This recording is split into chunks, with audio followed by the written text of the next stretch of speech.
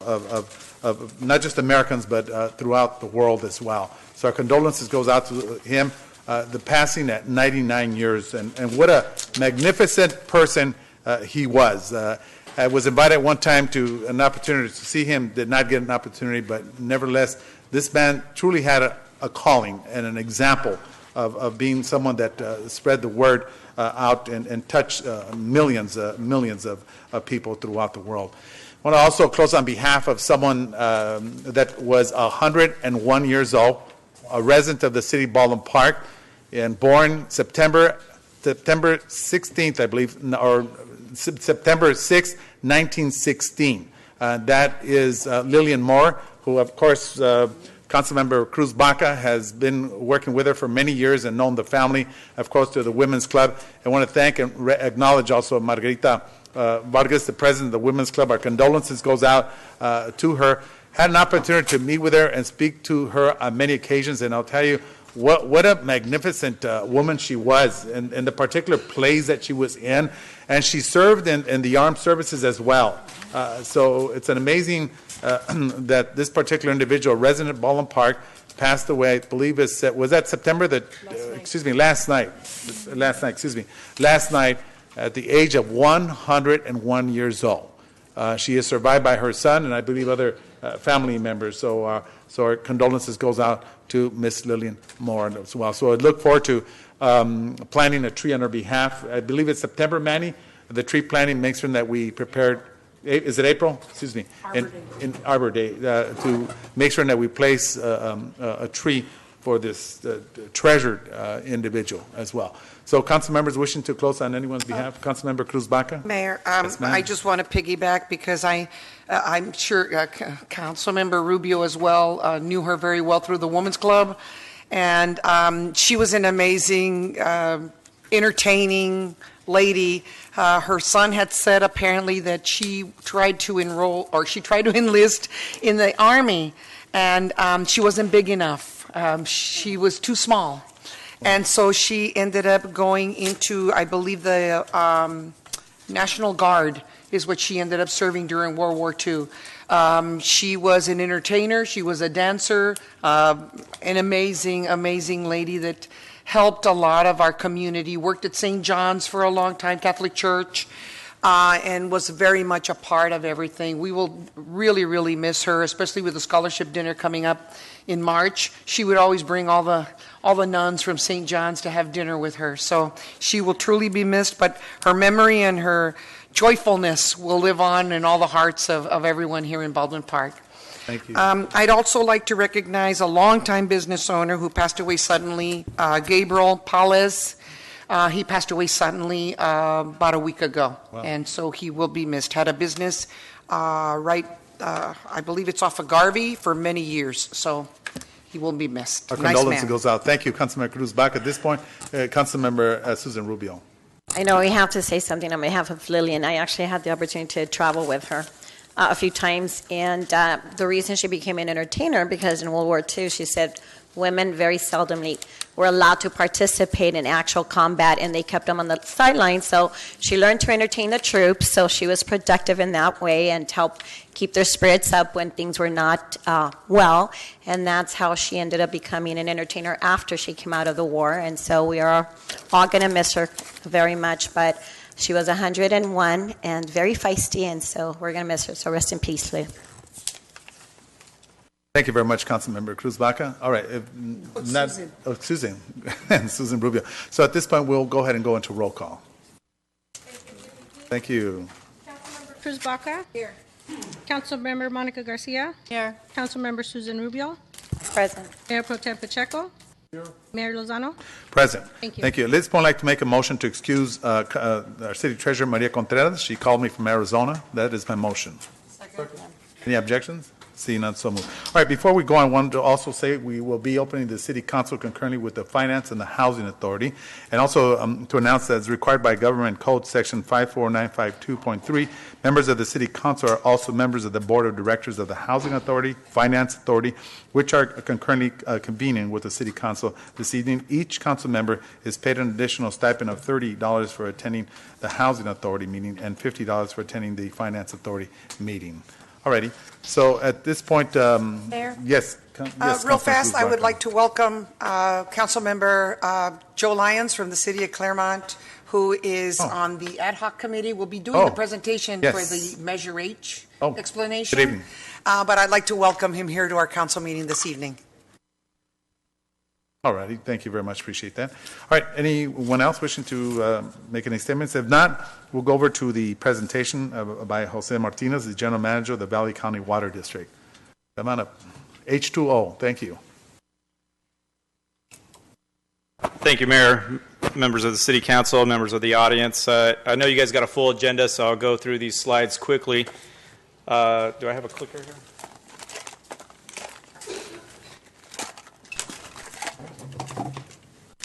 I want to recognize a couple of our directors we do have here. We have Margarita Vargas and David Muse, two of our directors here. So we are a public agency with an elected board of directors. And then we do also have our mission to provide the best water to our customers at an affordable rate in an environmentally sound manner. A little bit of an update of drought conditions. We got, I'll kind of focus on this one over here. This is the current conditions of back about a week and a half ago of the state of California.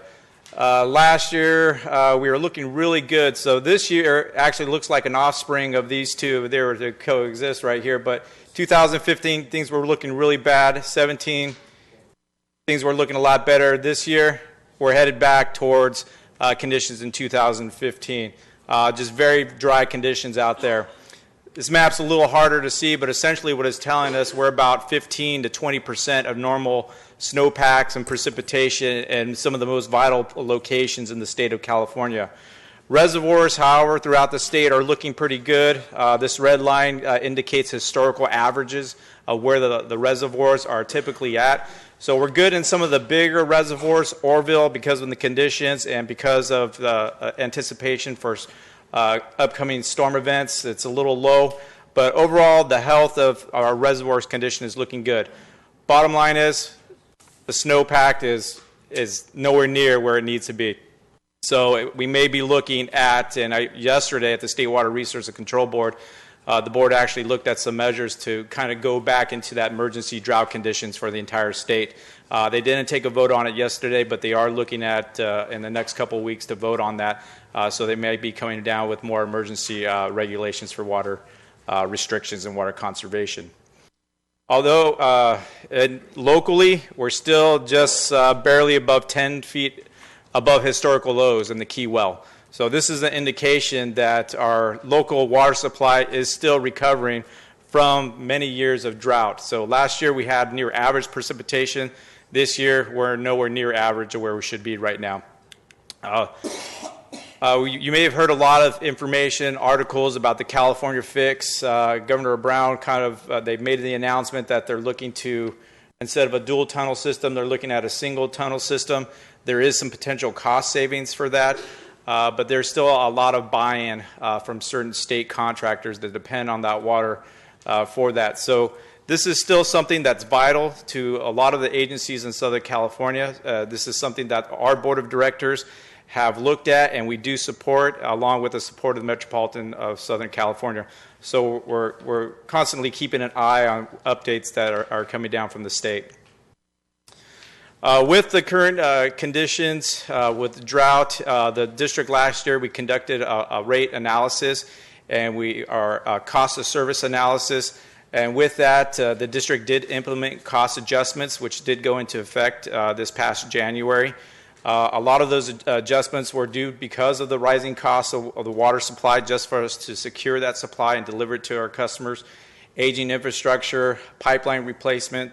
We've had pipelines, we were formed in 1926, so we're coming up in close to 100 years, and some of the pipeline has been in the ground 50, 60, 70 years. So we really have to stay on top of that so we don't have situations which occurred down in Los Angeles over there by UCLA where they flooded their arena there. So certainly staying on top of our system and also having redundancy and backup in case of emergency. So all these variables went into our cost of service, and the adjustments which occurred reflect the true cost of service for Valley County Water District to deliver water to our customers.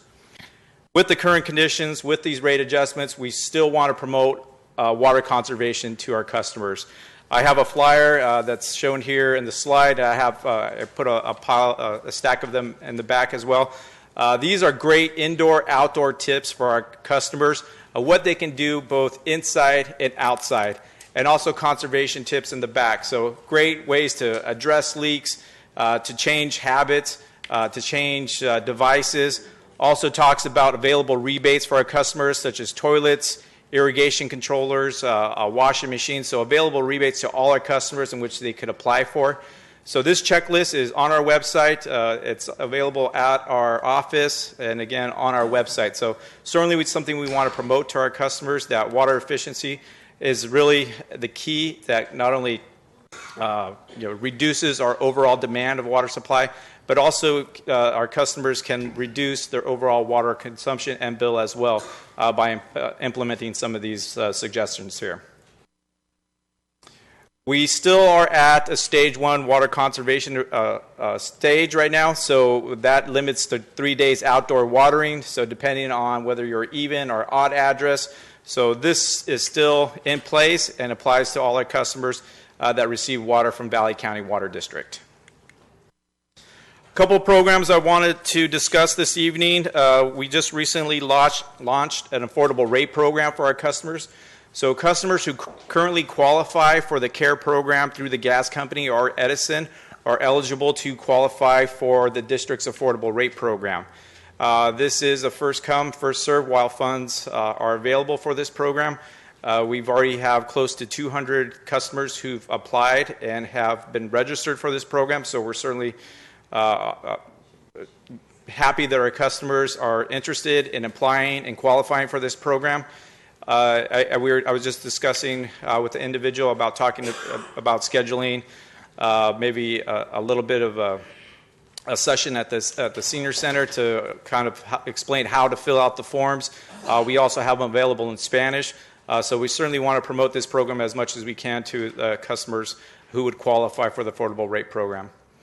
Last thing I want to talk about is that we also recently launched a Pay Near Me program where customers can actually make a payment, a water district payment at CVS, Family Dollar Tree, and 7-Eleven. It doesn't have to be in the district. It can be anywhere in the nation. If you have a copy of your water bill, you can take that to these locations. They can scan it, and you can pay with cash the amount that's due or whichever amount you wish to pay towards your water bill. So I just wanted to make that announcement that this is a legitimate program that was sponsored through the district. There is a processing fee for the customer that would actually pay $1.99 for the processing fee, and that's to promote the program. So this program is available, additional information is available on our website, and individuals can come to our office and ask more questions. That's all I really have. I'd be more than happy to discuss if there's any questions from the council. Mayor. Oh, yes, Councilmember Cruz Baca. First of all, I would like to see have you already spoken to our Parks and Rec staff or our community development to see about having a community meeting to help people fill out those forms or to sort of inform them? I have not. I just had a conversation right now, and the idea kind of popped in our head, so we can do that certainly tomorrow. Oh, would that be you, Manny? Yes. Okay, thank you, because I know that there's a lot of people that sometimes don't read English or don't understand how to fill out the forms or whatever, and I would really like for it to assist those that are not able to fill out the forms on their own. The other one is there another program for seniors? Because I know that this program is for low income, but would there be something for seniors that would be a little more of a deduction or a little bit more of a better rate? Currently, there is no program available for seniors. If they do qualify for the CARE program through Edison and the gas company, then they would qualify for this. Certainly, with the adjustments to the rate, about 60% of the overall bill is based on actual water usage. So that's when it really comes down to actual water usage. If you want to control what your actual water bill is, It really comes down to actually how much water is being used.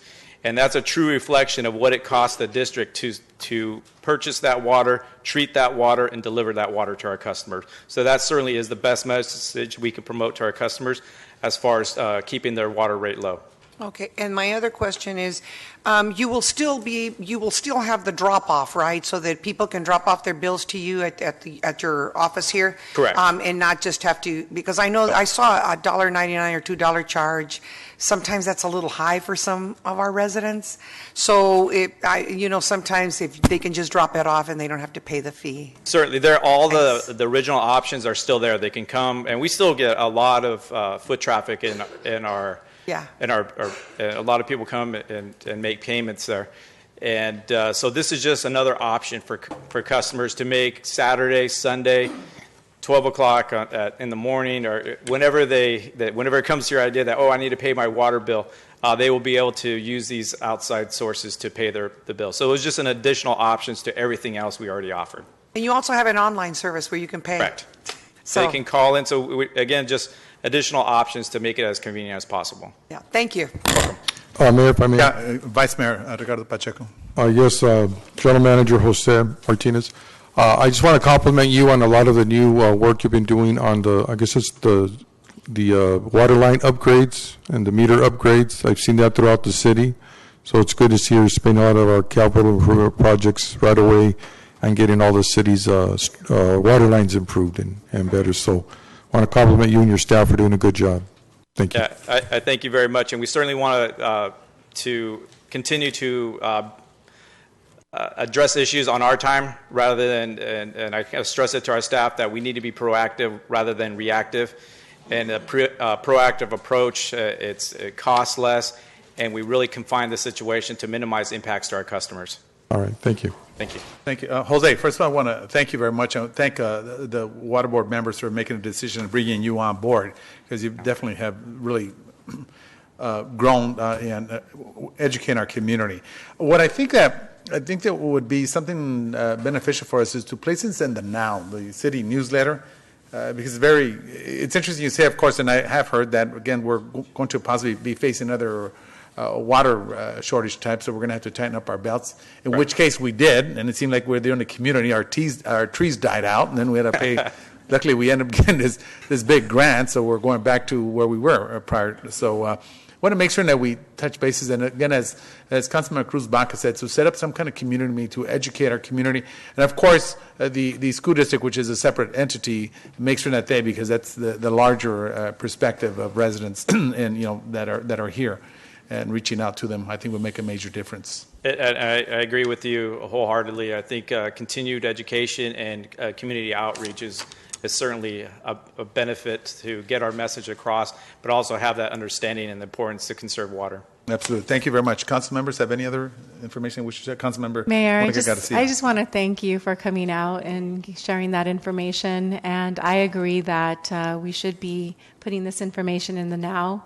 First of all, just reminding our residents that we are still in a drought, possibly even providing the infographics that you provided, the visuals of where we were in 2015, 2017, and current levels or the drought status.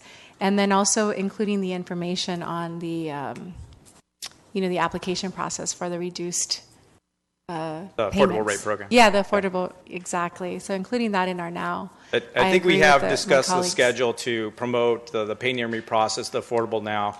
So we have a little bit of a schedule and working with so that we have at least half a page for the next year it's a bi-monthly, I believe, correct? We're planning to have a continued running advertisement in that. Great. Thank you. Mayor? Yes, Councilman Cruz Baca. Would it be possible to include it on our website? Yeah, perfect. You're right. Good suggestion. Absolutely. We can share any information. Thank you. And we can provide additional flyers to have at the counters as well. Thank you. Thank you very much. You're welcome. All right, Jose, thank you very much for the time. Appreciate that. Thank you. And thank all the Water Board members that are here as well for obviously making good plans to be here today. All right, so at this point, we do have another presentation by the council member of the city of Claremont. I'll ask Mr. Joe Lang, that's the chairman of the Homeless Ad Hoc Committee relative to Measure H, the Los Angeles County Homeless Initiative. And thank you very much for taking the leadership as well in the San Gabriel Valley. Mayor, city council persons, city staff, and residents of Baldwin Park. I want to begin by thanking you for the opportunity to speak to you on what is, I consider, and many of the San Gabriel Valley COG Committee on Homelessness consider to be a monumental opportunity for cities and throughout the San Gabriel Valley and Los Angeles County to address the issue of homelessness at the very local level. Your city, I want to commend you for joining the county-funded and COG-supported planning process that is currently in place to develop a plan, determine where Measure H funding can fit into strategies that you will be putting together in that plan, and to, again, address the issue in a way that I think we have all come to agree is the only way, and that is locally and at home. I realize I also want to again thank the council for sharing Councilperson Vaca with us over at the COG and for her role played on the committee. The opportunities I think that we all have are basically different from the ones that each of you and I on a city council in Claremont usually address the issue of homelessness, or I should say attempt to avoid addressing the issue of homelessness, because from this side of the dais you probably have dealt with it more as public nuisance number one than it is as a problem that you really relish solving. I'd like for you tonight to just not think of homelessness in those terms, not in the chronically homeless individual who, again, does provide a public nuisance for sure, but from all of the other opportunities that Measure H will offer by way of preventing people from sliding into homelessness.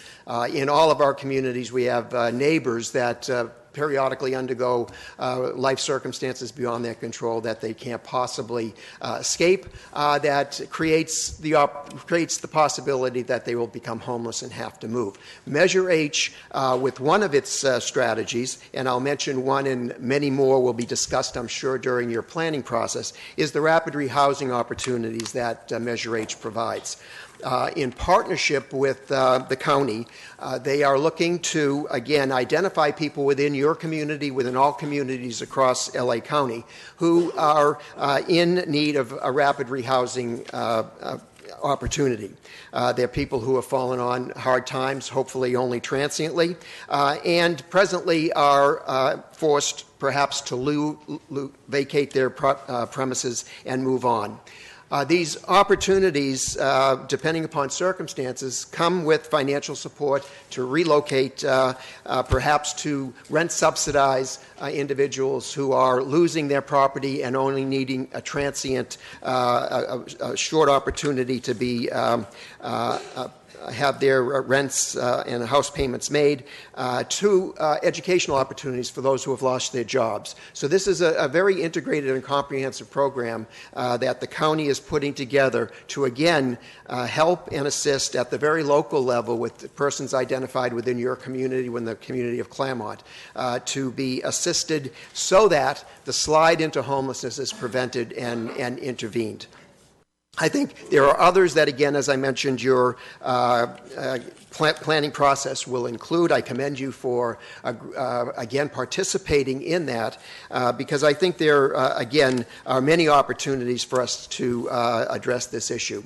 Of particular significance to me and the Claremont effort is the fact that I believe that all of us have come to the conclusion that at least at the prevention and early intervention stages, that is a community-based effort. The county cannot possibly come in and provide the necessary contacts for us to be of service to our neighbors when they run into these circumstances. What I'd like to promote and suggest that your council consider is creating or promoting the creation of a community-based collaborative where all of those people, all of those good people that are already doing the hard work of meeting the homeless needs and the needs of the poor can be brought together to not only to do two things. One, to form a coordinated effort to deliver services, but most importantly to the city to allow you to free any resources that might be going in that direction or that you don't have to put in the direction that would help the homeless into supporting this organization, which then on the city's behalf can become a 501c3, a registered vendor for the county, and that they can in fact be the vehicle through which Measure H dollars get distributed in your community. That organization can include faith-based organizations, all of the various groups that you are probably familiar with in the city doing the heavy lifting to help the already needy in your community. By empowering them to do so, you not only, again, relieve resources that the city, your city, not unlike mine, are very desperate to spend in the best possible way.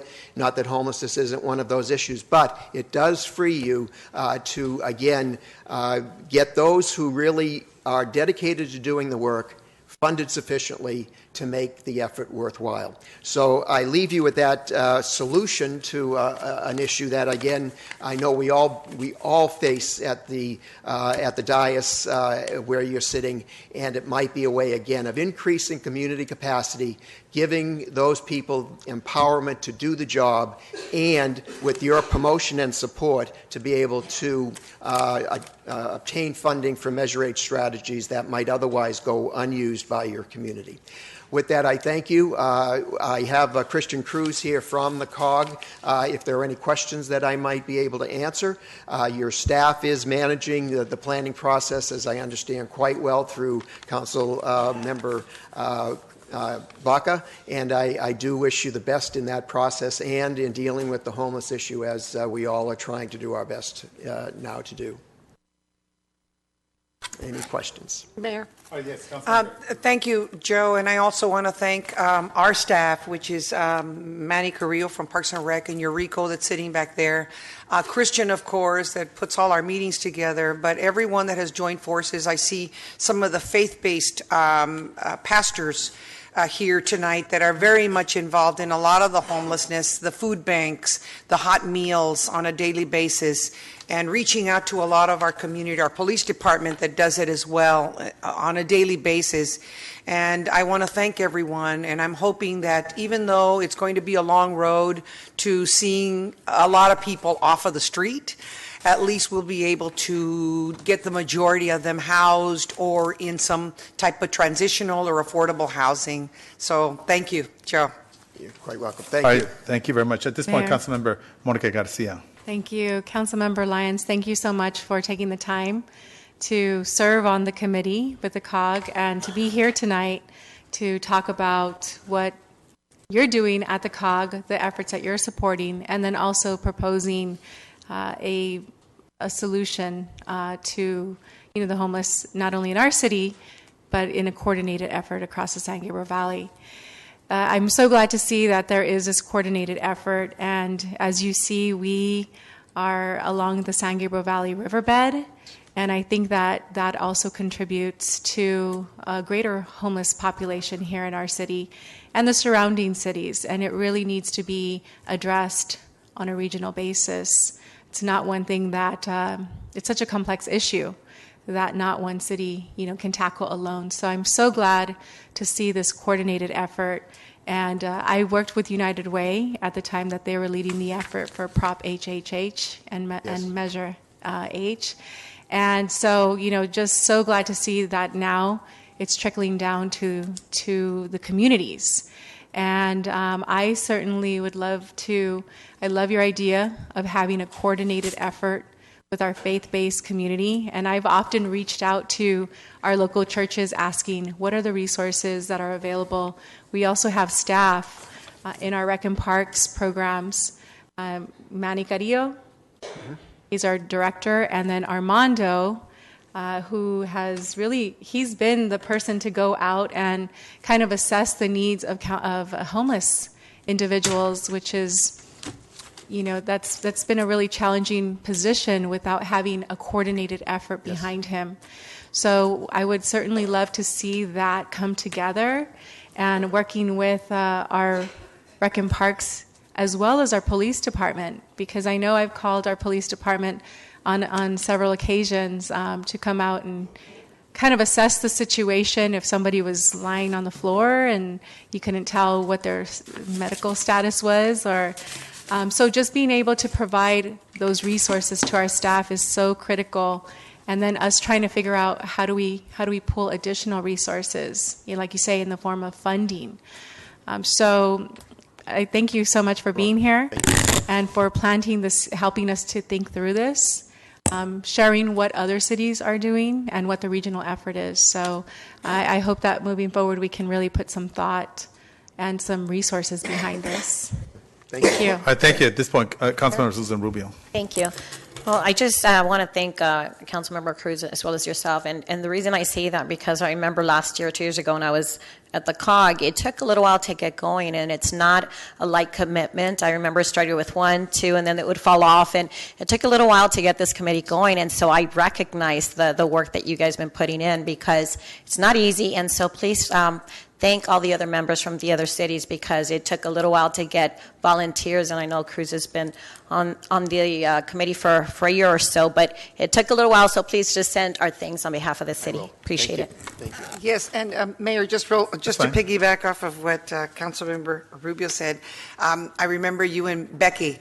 There were probably like 6 or 7 of you, and all of a sudden now there's like 30 of us. Sometimes there's not even enough sandwiches to go around, and that's a very nice, very, very nice feeling to see that there's so much enthusiasm and so much need. And yes, we do look at it as a regional, which is very important, because as Councilmember Johnson from West Covina has said, we share the transients. It's not just a Baldwin Park problem or El Monte problem. They come from West Covina, and sometimes they'll be here in Baldwin Park, and sometimes they'll go back to West Covina. So thank you so very much, Joe, for being like a pioneer at this. Thanks. Thank you, and we'll keep the momentum going, and I hope to report back more successes in the future. Thank you. Thank you very much. Appreciate that. All right. Right at this point. All right. The next presentation that that ends the presentation. At this point, Councilmember Ricardo had requested. Mayor, if I may, yes, sir. Please, I just want to address an issue. If I could have our IT person come forward here. I just want to go over some of the issues that I think I've been seeing here in our community. And I'll quickly, again, I just want to address an issue that has been taking place here in our community. You're going to go up there and do that? I can do it from there. Oh, you can do it from here. Doing decorum. Oops, sorry. Okay, again, I just quickly wanted to go over the rules of decorum prior to public speaking, and then I'll go to another topic after that. But I won't go into it into detail. But we do have, the city has a decorum policy that hopefully everybody could read. We're going to have it presented here and how the audience should address the city council, and vice versa, how the council should address those in the audience. Can you go to the second slide, please? So we have how to address the council, and which is consistent with the Brown Act. Speakers are limited to speaking on items presented on the agenda and to items within the subject matter jurisdiction and the authority of the city council, which means pretty much you're open to speaking about anything that you feel that you want to address here. A manner of addressing the council, so you have a certain amount of time. Typically, it's to address all of the council members at once or the body of the council, and not specifically particular directors or council members. Go to the next slide, please. Try to keep your, it's really your time. It's not our time. It's time that you'll spend 3 minutes talking about things. We can answer after the meeting and continue moving on. Try to keep it not impersonal and not doing personal attacks on council members or staff. Next slide, please. So, which leads me to the next point. The reason I bring this up is because There are sometimes individuals in the audience that kind of cross the line in terms of what they're trying to do and to bring up issues to the city council. And sometimes when they don't get their point across, they get to points where they begin to do like what we've seen in the media a lot. We've seen in Florida where somebody got angry and went and shot all these students. In several city councils and boards throughout in our city, in our country, we've seen, for example, in Florida, there was a person who became very irritated and angry because he wasn't getting his point across, and so he resorted to violence. It happened in Ohio where someone got angry because they weren't getting their point across. Their wife had been fired and he wanted answers, and he came and started shooting at the city council members. In Riverside recently, there was someone that was shot there at a city hall meeting where they become angry. And, I have here on record where we have an individual in our audience who becomes very upset, very angry, and steps outside of the bounds of city council meetings and starts to stalk and pursue council members. And we've gone to court on this issue. We've gone to court where he personally sued us. He sued Councilwoman Monica Garcia, Mayor Lozano, myself, and my wife, supposedly for taking pictures. But he drove out 150 miles to Santa Barbara and started stalking us in that area, which, I was concerned for my safety, that of my wife and my kids. I think it was improper for him to go out there. But he took it to court. He chose to sue us because we took photos of him, of his behavior. And he never came back to report to you, but I'm reporting to you that when he did that lawsuit, and I have a whole folder here available for you to review of that lawsuit, the judge did not rule in his favor. He ruled against him, and he lost that particular lawsuit. As well as there are many other lawsuits that this individual does to the city of Baldwin Park. They're very costly to the city. There are public information requests that are just made in enormous amounts, which takes a lot of staff time to be able to produce those documents, which at the end of the result prove nothing. It just, other than just wasting your taxpayers' dollars. They use police officers, they use Parks and Rec people, they'll use accounting department to pull records for 2 or 3 years that are really senseless. But it's your tax dollars that he's spending. It's your tax dollars that he's taking away to harass the city, to try to slow down the kinds of progress that we have in this community. And I just want to point that out to you, that this individual will go out there and just done it for years, and is starting to get to a point where the lawsuits, which I'll get the numbers first, but not only public information requests, which are in the thousands of dollars, but the lawsuits that he puts the city through, that we have to spend legal funding to go out and fight these frivolous lawsuits that cost you taxpayers money. That's money that I could pay our police officers. I mean, it's so much I could pay for 2 or 3 police officers at the tune that we're paying every year, because this individual comes to every meeting and complains and his public information requests, chases council members around and stalks them, and I think it's wrong. I think it's frivolous. So, but I also think that if I look at the escalation of what he has done, and personally what he's done to his wife personally, where he has been recorded that that he's attacked his family, that his wife had to put a restraining order on him, and that was public. That has been read here several times by Councilwoman Monica Garcia. And so let me just read this again. This is Sheila Ann Tuttle. It says Greg Sebastian Tuttle. I am seeking this order on an ex parte application based on the fact the respondent has caused physical harm to our daughter and is mentally abusing both of us to the point we are in fear. So go back to that headline title. So a person that behaves this way, and then he's escalating factors of stalking council members and going about, I believe it leads to him one day resorting to violence and coming here and attacking council members. And I put this out there in the public because if it does happen, whether it's here in this council or to me personally, or one of these council members personally, at our homes or at our street, where I've seen him near my house, I've seen him stalking us, where he takes these issues outside of the realm of the city council meeting, where I fear that our lives, our council members' lives, become in danger. So if you go to the last one, please. One more time. Okay. So this is what he sent me on New Year's Day. This is Greg Tuttle. and a picture of me, and then he flips me off and gives me the finger. Now, he's stereotyping a Latino elected official as a donkey. So here he portrays me as his donkey, wants to call me corrupt. And, I got to ask this question. Is this free speech or is it hate speech?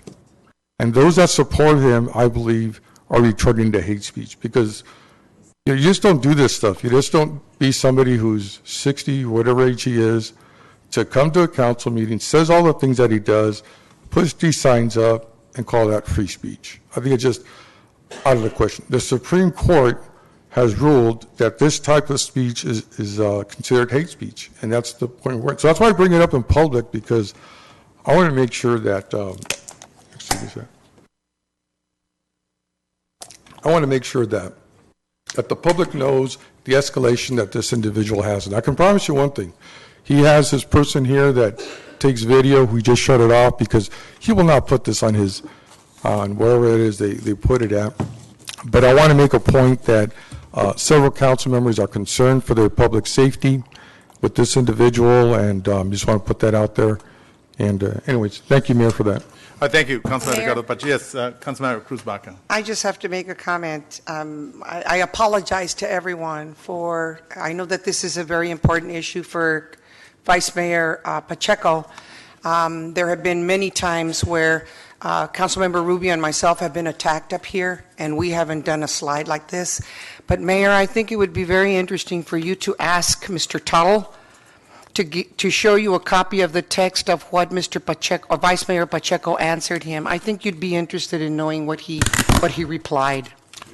Mayor? I do.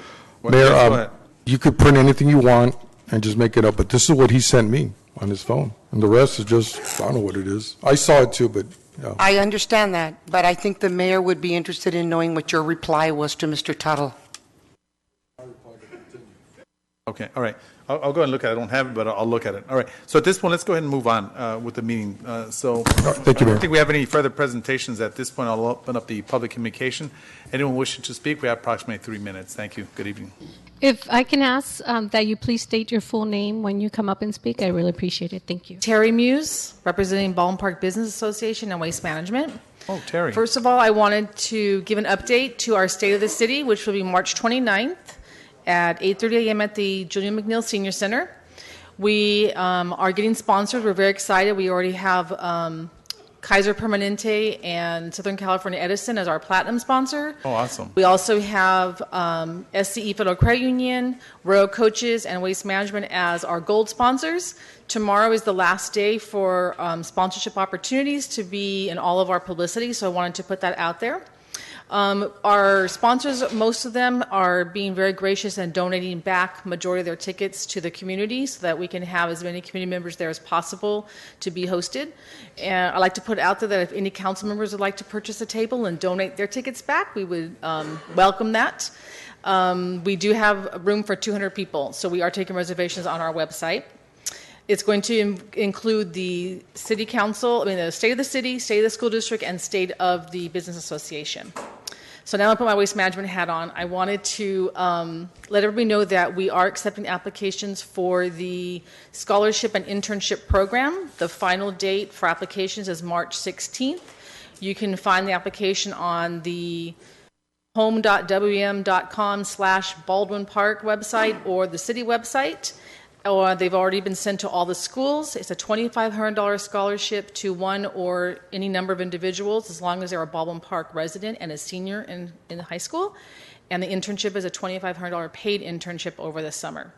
So I hope that we get lots of applications so we can award to some very, very deserving high school students. Thank you. Thank you very much. I appreciate that. We're along with public communication.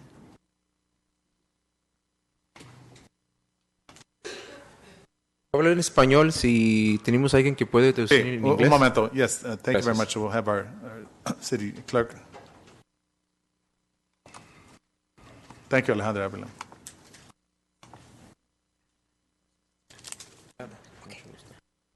Buenas noches, residentes de Baldwin Park, concejales.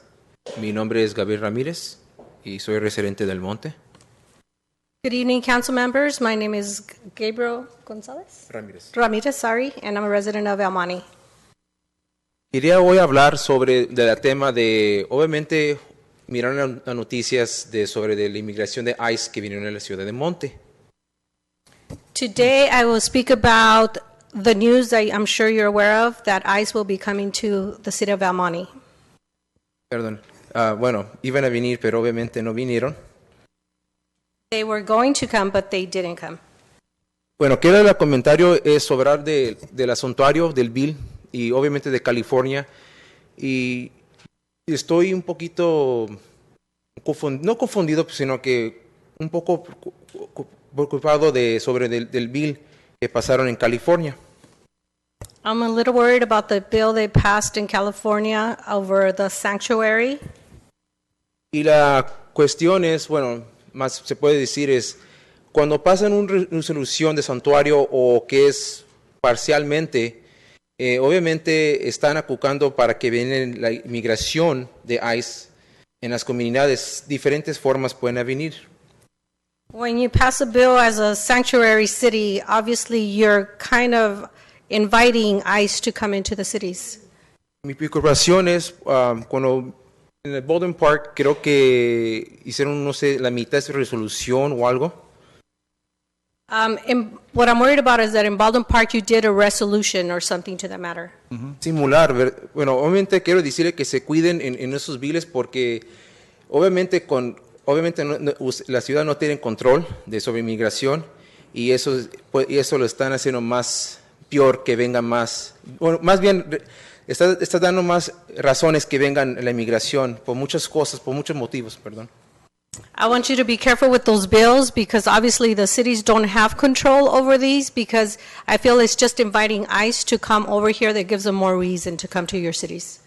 Y me gustaría si la ciudad pudiera tener obviamente de la ciudad, no del Congreso, sino que de la ciudad que tengan un evento sobre de cuáles son legales para la gente, para protección más bien. I would like for the city to have an event so you can inform on what are the things that you have in place to protect the people. Y muchísimas gracias por todo. Gracias que tengan. Gracias, muy amable. All right, thank you very much. Mayor, Yes, I go have ahead. an item on the agenda at the end of today, which is something Let's that I talk want to about ICE. discuss. So we'll discuss the ICE situation at the end of this meeting. Yeah, so. Gabriel, there's an item on the agenda that's going to discuss ICE and what we can do. So if you want to stick around, we'll discuss it at the end of the meeting. Thank you. Thank you very much. All right, good evening. Good evening. My name is Michael Feinstein. I'm a former mayor and city council member in Santa Monica, co-founder of the Green Party of California, and a 2018 candidate for California Secretary of State. I'm running on an issue that would empower your residents and your community, and that is to change how we elect the state legislature. California has the worst per capita representation in the United States. The size of our legislature was set in 1879 when the population was only 865,000 people. Today we have 1 million people per state senate district, and with only 40 seats in the state senate and 80 in the state assembly, we cannot represent the diversity of California. And I believe the legislature needs to reflect the diversity of our people. I'm recommending a 500-person unicameral state legislature, half of the seats elected by multi-winner districts by proportional representation, and half the seats elected from single-seat districts, smaller districts, by ranked choice voting. That would give much more diversity and the wisdom that is inherent in the diversity of the people of California a seat at the table. How that would also relate to your city is that the proportional representation elections that I'm recommending in the PDF that I sent you earlier in the day would come from 8 multi-county regions. One of the things that's lacking on the state level is a regional perspective because we're only electing people from individual single-seat winner-take-all districts. When the reality is, as you spoke tonight about regional issues, homelessness, transportation, affordable housing, etc., we don't have regional public policy debates to inform the people that we send to Sacramento. If we had some of our seats elected from a regional basis, we would bring that kind of perspective to the legislature. And if we do it from multi-winner districts with many seats per district, what you would have is you would have both Democrats and Republicans, as well as Greens and Libertarians coming from the different legislative districts. That means that more people within a geographic area would have more representation, instead of only one group getting representation and everyone else not getting that. So what I'd like to see happen at some point, I've sent you the PDF. I'd love to see you give direction to your staff to look at this model. I've presented it to the SCAG. Right now, your regional voice is you participate as one of 188 cities in SCAG and the San Gabriel COG, but you don't have those regional public policy debates. And I'd love to see your city take a look at this, and maybe we can get on the ballot and improve our democracy. Thank you. Thank you very much. Appreciate that. Moving along with public communication. Hello, City Council. Hello. If I do what that gentleman said, it'd take me 10 minutes. You guys want me to speak for 10 minutes? No. You dictate to me 3 minutes. You three people have become dictators. Mr. Pacheco, the mayor, and Garcia. Let me read something to you. I don't want to have Mr. Pacheco or any of you. This is our constitutional right to speak on anything we like. It's not your dictatorship to tell us what to talk about. If you want to do that, Mr. Pacheco, you were out of order. The mayor should have told you, stop, you can't speak no more about that subject. So it's okay if you dictate to us citizens, but it's not okay if we dictate to you guys. When we dictate to you people, it's because you're pushing beyond what you're supposed to be doing. Okay? So let me read this to you. Maybe you got to go back to school. I know, don't complain. Amendment number 1, United States. It says, Mr. Pacheco, read it again, go on the internet, I don't care where you go, read it, and understand what it says. Congress shall make no law respecting the establishment of religion or prohibiting the freedom or the free exercise of, abridging the freedom of speech. That's what you're trying to do, Mr. Pacheco. You're trying to dictate to us Americans, all of us, what we can say and can't say. If you don't like it, get on your train and go somewhere else. That's how simple it is. In fact, you should resign because you're a bad case for the United States. You sound like Trump. Oh, you guys are bad out there, so I'm going to put it so you can't speak. This is our constitutional right you're jumping all over. So why does it make you any better than all of us? Some of these people out here put you in office not to dictate to us, but to help run this city in a better situation. You have not done very good, Mr. Pacheco, and the mayor has not done very good. The lawyer, he reads this stuff. I'm pretty sure he has read it, but it went in one ear and out the other. So you people have to tell us, quit dictating to us. You're supposed to run this city, not dictate to us. You do not know what you're telling us. You're infringing on all of our rights, including yours. So when you brought that thing up about the shootings, I understand that's bad, and everybody else does. But you don't have the right to tell us what we can put up and what we can't put up. All right, thank you very much. When we lose that thank you very much. right, Please stop. we'll Thank all you be very like much. Germany. Thank you very much. Appreciate So that. on, Thank you. so on. Thank you. Your time's up. Please respect the time. You have 3 minutes. Yeah, too bad some of you don't only have 3 minutes. Thomas Carey, former resident. The headphones are for long-winded council people that go on and on about decorum. You're afraid of free speech here. That's why you limit us to 3 minutes and run the meeting concurrently so they can't speak on other topics. You're being paid for those other 2 topics. Why don't they have the right to speak about housing and finance? You're being paid for it, right? You run it concurrently because you're afraid of free speech. You're scared to death. You're scared of Mr. Tuttle because you're afraid of what he'll dig up about some of you, and you don't like it. Well, you're a politician. You're on the stage 24/7. If you don't like it, don't run for re-election or resign. That's how you go back to private life. If you don't like it, go back to private life. Maybe you like being badgered. I don't know. But this is going on and on about the decorum. I blocked you out with Iron Maiden. I couldn't hear a word you said. And that goes for Monica when she gets long-winded. 3 minutes of something is plenty. And to go on and on repeating the same thing over and over, I don't know.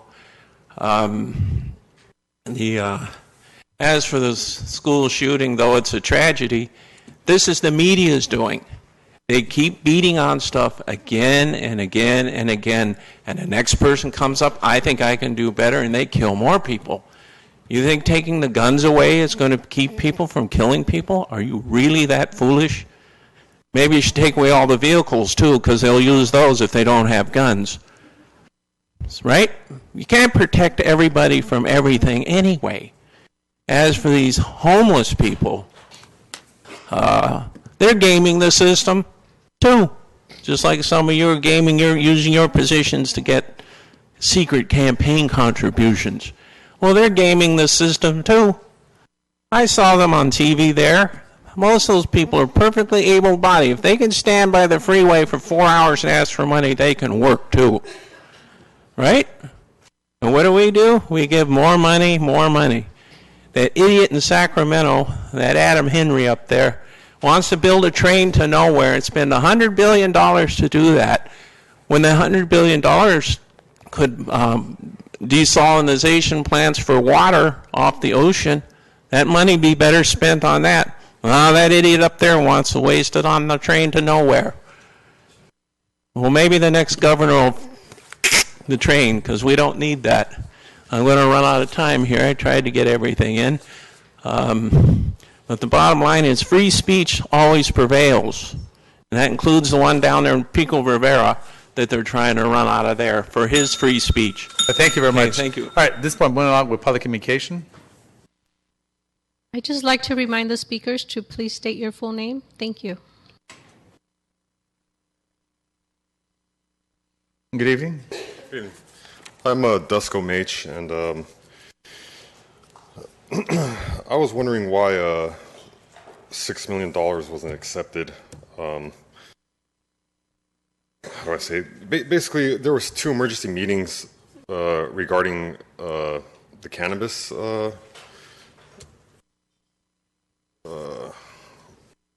So basically, 5 permits were permitted to operators, and they were taken away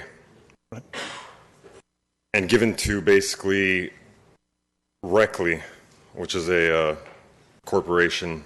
So basically, $6 million could have been given to the city or the people of Baldwin Park, but you guys refused $6 million and took 5 permits away from 5 businesses, which one of the businesses I could have been working at, and that's why I'm here today, because I'm kind of pissed.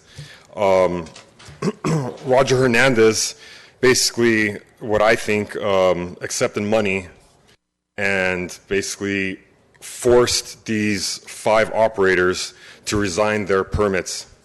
If they didn't resign, basically they would have took their cultivation and their manufacturing permits away also. I think that's illegal, and it's corrupt, and I think that it should be investigated.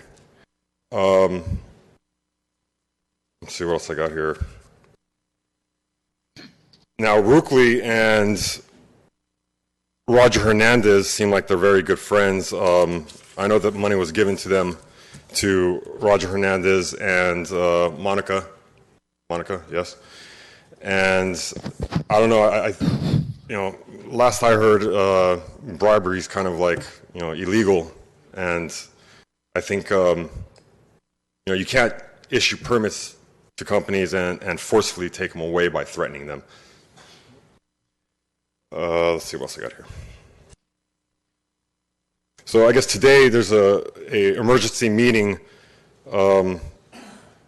basically to change the rules of how you're basically supposed to get a facility and you get the permit. Well, Rockley basically got a small little, they rented out a space just so they can get their permits, and then now that they have their permits, they basically,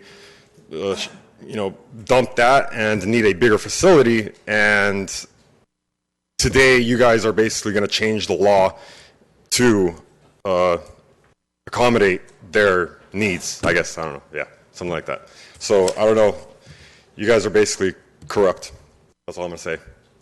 Thank you. All right, thank you. Moving along with public communication.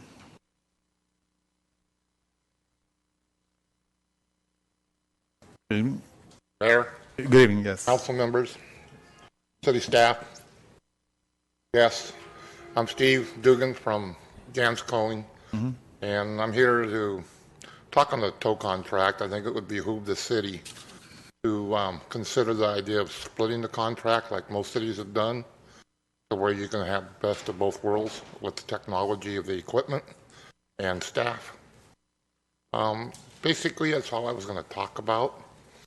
But Mr. Pacheco brought up slides here that kind of shocked me, and I have a question. If you have this information that you brought up against, I guess it's this gentleman over here, and I guess there's a response that you sent him, in fairness, don't you think you should have put that up there also? Just in fairness? That's just my opinion. I mean, I didn't even know anything about it till tonight, and that's a question in my mind. And I'm sure a lot of the citizens are shocked also to hear about all this. But I just hope the city would consider splitting the contract between two tow companies. Thank you.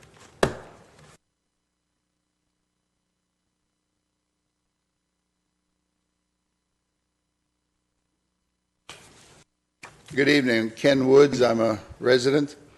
I'd like to say a couple of words about the proposed Baldwin Park Power Company. Mayor Lozano, at the last meeting, you asked that fast-talking spin doctor how you could recoup the $60-some thousand fees. And of course, he hem-hawed and said, "Oh, just pay it out of the proceeds." My question is, what are you going to do with $60,000 worth of green energy? The fallacy in this whole scheme is when 5 or 6 entities are shopping for green energy, no problem. Let's say down the road, hundreds of entities start shopping for green energy. What happens? A law of supply and demand. The price goes up, up, and up. Then what? I guess you could hire Sid Masabi to run that program like he runs all those other things. I'm sure he'd make a lot of money for himself. Also, with a constant attempt to trample on our First Amendment rights, I want you to correctly define the term disrupting a meeting. I want to know that definition. A difference of opinion does not constitute disrupting a meeting. And I thought this quorum thing, we weren't going to pick out individuals. That sure changed fast, didn't it? Thank you. Thank you, Ms. Wood. All right, moving along with public communication.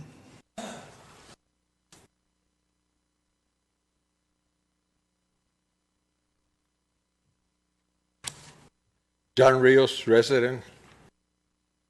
I was going to talk about something else, but one thing that I've noticed studying in the meeting with Pacheco, the stuff that Mrs. Baca and Rubio, when they were having problems with Mr. Pacheco, everything went away. Or I don't know what happened, if you guys put it under the rug or what you guys did.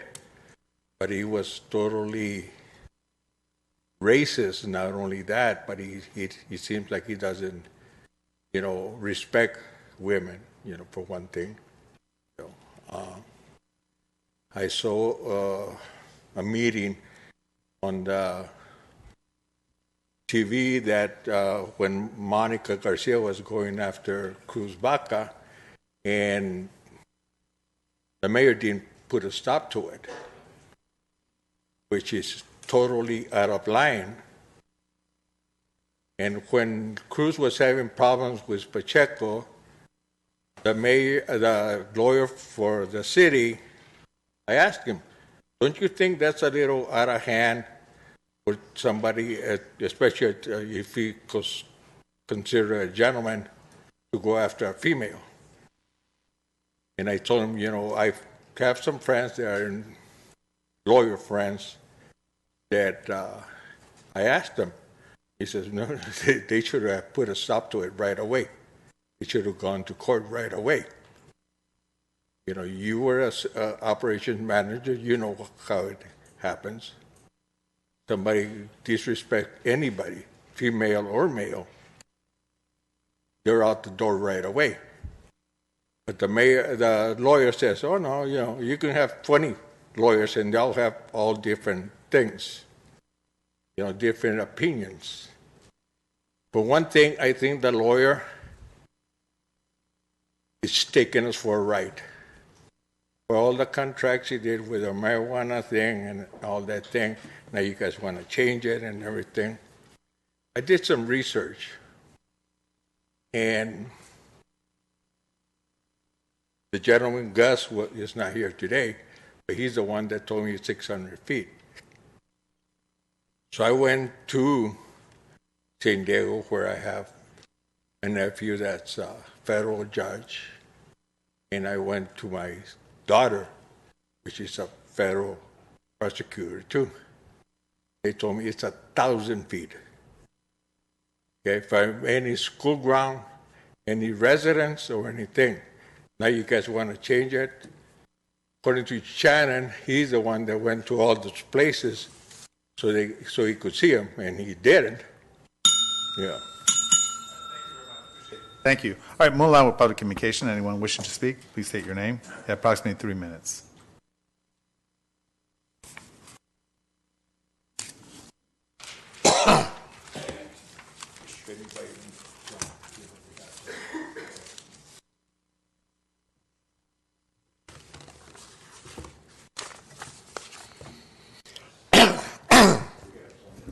Greg Tuttle, business owner.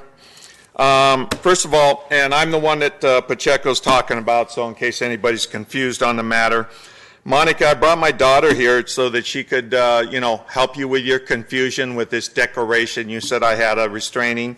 I asked my daughter what she thought after the meeting. She says, you can't fix stupid, Dad, so don't worry about her. I says, okay, that's the way we'll leave it. Pacheco, the pictures that you showed, you forgot to show the texts. Well, let me read what I sent Pacheco, and I have copies if anybody wants them. I sent a text, Fat Boy, Happy New Year, your friend. This is Pacheco's response. Holy crap, I'm honored. You even thought of me. What did I do to receive such an honor? Lot of love. New sign's great. I'm married to a woman. Stop your crush on me, but Lozano likes you. I don't know what that means, Mayor. You know what that means? Then we go, Pacheco, we're going, and you had a guy here with the weed company. Let me tell you guys, Pacheco and Rubio didn't show up to this meeting. But Pacheco, I didn't show up to the meetings. I was working. Pacheco sends me a text. Hey, big boy, been a while. Sounds like Cruz cut a big deal with Roger. Evergreen with exclusive. The whole 9 yards. They got 3 votes. She's on them. Yeah, she got mucho frijoles. What's frijoles mean? I'm not a Mexican. What does that mean, Pacheco? You explain that to me afterwards? Cheers. And you said I was the corrupt one. You are the corrupt one. Now let's go on to the Royal Coach deal. This is a joke. First of all, Royal Coach is trying to sell their business. Do you know that? Are you going to extend that contract to their new owner? Why do we do business with a tow operator that has DUI, drug possession, and brandishing a weapon on his record? And it shouldn't be on there. She shouldn't be doing it. They have violated numerous code violations in the city, and they have current violations also they haven't corrected. They stole items out of cars, which Mr. Rios can pass you out and show you, of all the stereos and everything else. The contract isn't even up till August, but somebody's rushing it because he paid $4,400 to Monica, $4,500, excuse me. The mayor's going to get a big contribution when it comes to the mayor race. Pacheco got $4,400, but that was cash. The contract, there's no RFP on the city website for the tow thing that we had up. You were supposed to put an RFP up. Nobody has that. Baldwin Park is the highest priced one-day storage, $931. The closest city is Beverly Hills at $445. All right, thank you very much. Appreciate that.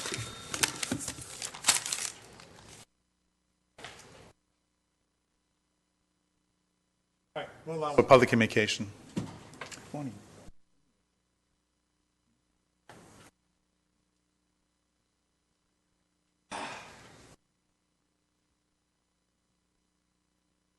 Margarita Vargas. I'm here first as a resident. I just want to let you know that in the Now is an article about the water, the affordable program. So I know it's new, maybe you haven't seen it, but it's in English and Spanish. So we, the water department, the Valley County uses the Now to communicate with the residents. And then they send a flyer in each bill.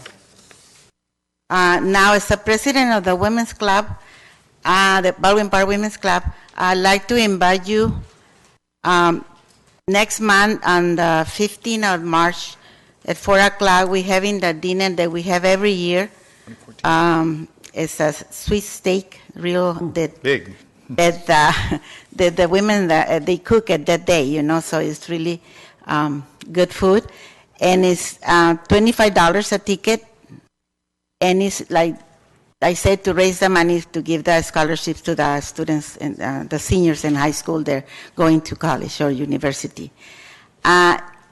We just want to ask you, I mean, I know there's 3-4 members already of the Women's Club here that they probably got their tickets in the mail already. But I have tickets here, and you want to, you or the public wants to give a cooperation, you know, for our club.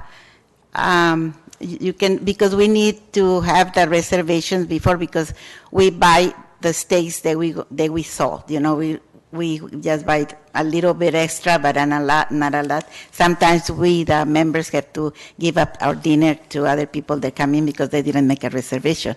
So it's one of the things that we want to stress, that please let us know if you were coming. Not if you cannot come, you can donate the ticket, and we can give it to another person that cannot afford it or cannot, you know. But we need your money. That's what we need. And the other thing, and the Women's Club, you know, we made a report in the police department because there's been graffiti several times, like every other day, and we think more or less that who it is, but we wanted to put some camera on top of the building, you know, but the neighbor said that we cannot do it. So I wanted some advice that if it's a rule that we cannot put it, because I know it's a good one that calls Ring, and you can see whatever they do in there. So that's also, I don't know, maybe I talked to the chief of police or somebody to let me know what we can do. Thank you. All right, thank you very much. Appreciate that. Moving along with public communication. Anyone else? If not at this point, I now declare the public communication closed. All right. So at this point, I just want to real quick mention something. The gentleman came up here regarding the cannabis. His information was totally false. The city has not taken away any permits from anyone. The $6 million he's talking about, well, that'd be nice, but there's no transaction of any type of money. The current city issued 15 permits, of which we're looking at about $3 million. So he must probably talking about a different city. There no business in the city of Baldwin Park. What we're doing currently right now, what's on the table is for us to allow 5 businesses who have inquired of relocating elsewhere, and that's what we're looking at amending. So there's no changes. The information, unfortunately, was totally wrong, but nevertheless, that's what it is. So I just want to make sure and I clarify that for the record, just to let everyone know. Mayor, Vice Mayor Ricardo Pacheco. Before we move on, I just wanted to talk about some of the city accomplishments. If you could put that there real quickly, and I'll just go briefly through this to let everybody know how we're doing here. So some of the accomplishments we've done, we have the new bus wrap for the city, so some of our buses have this. Go to the next slide. We've installed new colorful wrap design on all fixed bus route shelters, enhanced the Baldwin Park bus fleet with a uniform look while promoting a sense of community. Design highlights Playful City USA and Parks Made Life Better program, designed to match the new bus shelters and the bus stop color scheme. Next one item, please. This is our new commuter express line that we just purchased through a grant. And this is taking a different route. It's to also pick up in some of the business locations to bring other people to some of our restaurants that we have throughout the city. A direct expansion to the city's existing circular shuttle to connect Metrolink riders with the city's main bus centers south of the I-10 freeway and along Baldwin Park Boulevard. 6 rush hour stops and 7 midday stops in each direction. CNG trolley bus with ADA accessible and bike racks, funded by the MTA Express Lanes Net Toll Revenue Reinvestment Grant. So it's grant money. It's not coming out of our general fund. This is money that we've applied for. Again, our Walnut Creek Nature Park, which a lot of the council took part in supporting this. We cleared grubbing invasive non-native plants and grading edge, partially concrete trail path, educational interpretive signage, benches, picnic tables, trash receptacles, drip irrigation, and drought-tolerant landscape, including native trees, forest solar lights, energy efficiency, log and boulder placing. And our funding sources came from the Rivers and Mountains Conservancy for $35,000, TDA Article 3, $50,000, CA Natural Resources Agency, $220,000, and the LA County Regional and Open Space District excess funds of $200,000. So if you go to that park, you're really going to enjoy it. Our Walnut Creek Nature Park renovation phase 2, 2 nature playground structures, observation structure, improvements, roof, ADA deck, railings and reinforcement, new large pedestrian ADA bridge, concrete paving, log and boulder placing, boulders and drip irrigation expansion, native tree planting, update restrooms and ecology-free bottle refilling fountain, solar lights. Our funding sources there were from the Land and Water Conservancy Fund for $480,000, the LA Regional and Open Space another $308,000, and the Community Development Block Grant or CDBG funds of $175,000. Next item, please. And again, just, we have completed solar lighting features for energy efficiency, upgraded and repair automatic security gate at Henson Street, pedestrian ADA compliant entrance to the park, completion of irrigation and drought tolerant landscaping, completed trail with PCC and travel markers to promote healthy living practices, widening curb inlet, parking lot, rehabilitation improvements, nature play equipment, installation of new picnic tables, installation of monument entrance sign address addressing nature, cultural history, and watershed stewardship, property line drought tolerant landscaping, and landline Wi-Fi connection. So that's a lot of the programs that we're doing. Our Walnut Creek also more funding sources that we have there. Next slide. Or is that it? One thing I wanted to point out right now, if you go to Morgan Park, there's a lot of construction going on there. And if our, Shannon, if you could tell us, is that because we're doing the new solar upgrades or what, is that what we're doing there? The solar panels at the Morgan Park? Yes, we are doing the completion of solar panels at Morgan Park and the City Public Works Yard and Barnes Park.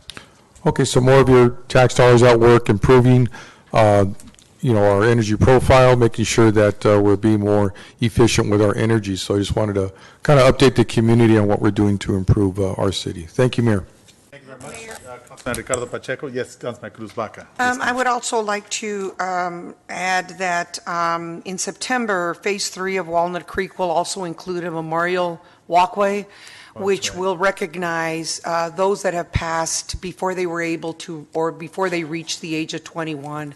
That's right. So we're going to decide either if it's going to be on a rock or a bench, or I guess that will be up to Parks and Rec or whoever's going to be designing that. And I want to thank them very much for recognizing some of our young people that we have lost. Also, I'd like to again welcome Jersey Mike's. It opened up a few weeks ago, and those of you that haven't had a chance to get over there, please do. And on Friday, we will be welcoming Chipotle and Waba Grill at 10:30 in the morning. So for those of you that don't know how great the food at Chipotle is or Waba Grill, please come out and join us. That starts at 10:30. I'm sure that they'll have samples or something for everybody. Absolutely. And it's a lot of fun. So thank you to the new restaurants that have opened up here as well. Thank you, Councilmember Cruz Baca. And then just want to, yes, go ahead. Unless you're going to announce something. Just want to let attended the Valentine's as well, the dance that the seniors had, what an excellent turnout there was as well. As a matter of fact, it was so many people that they ran out of food, but eventually I guess they got it. I know, Councilmember. Thank you, Mayor. This is something I'm really excited to announce. We're hosting the very first Wings Women's Conference for young ladies, and I want to make sure everyone has the opportunity to hear it. It's going to be on March 3rd, and this is to commemorate International Women's Month. And young ladies from 13 to 18 years old are invited to participate with free etiquette classes and a lot of training as we send our young ladies to the workforce. Sometimes they don't have the basics, like going out to a business lunch and they don't know how to hold a fork. And so this summit is going to help our young ladies at least have some of the tools they need to be successful. And so anyone's welcome to participate. Just go on our website. Once again, it's called Wings, Women Inspiring the Next Generation of Sisterhood. So please join us. If you have any questions, please reach out to Parks and Rec. They'll give you any information you need. Thank you, Mayor. All right, thank you very much, Councilmember Susan Rubio. At this point, does council members have anything? We're going to go ahead and go into the consent calendar. So we have consent calendar items from 1 through. Mayor, I'd like to pull item 6. Hold on, real quick. Wow, yeah, that's right. This is record. All righty. Up to 16. All right, so Councilman Ricardo Pacheco, yes, sir. Mayor. Hold on, Councilman Ricardo Pacheco. I will pull item number 6. Number 6. All right, Councilmember Cruz Baca. Yes, I'd like to pull item number 5. Okay, 5. Number 7. Number 7. 14 and 15. Okay. 14 and 15. Yes. Okay.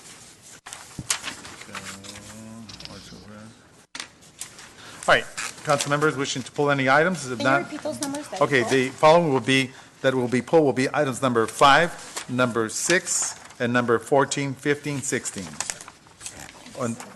Oh, 7, I forgot 7. I have it here, yes. Yes. Okay, and number 8 as well.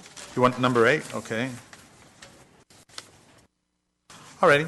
This will make a motion to pass the consent calendars with the exception of 5, 6, 7, 8, 14, 15, 16. Okay, second, any objections? See none, so move. All right, the first one that will go, which is requested by, hold on, real quick, by Councilmember Cruz Baca, adopt resolution to amend a post-employment health plan for public employees for the city of Baldwin Park. Councilmember Cruz Baca.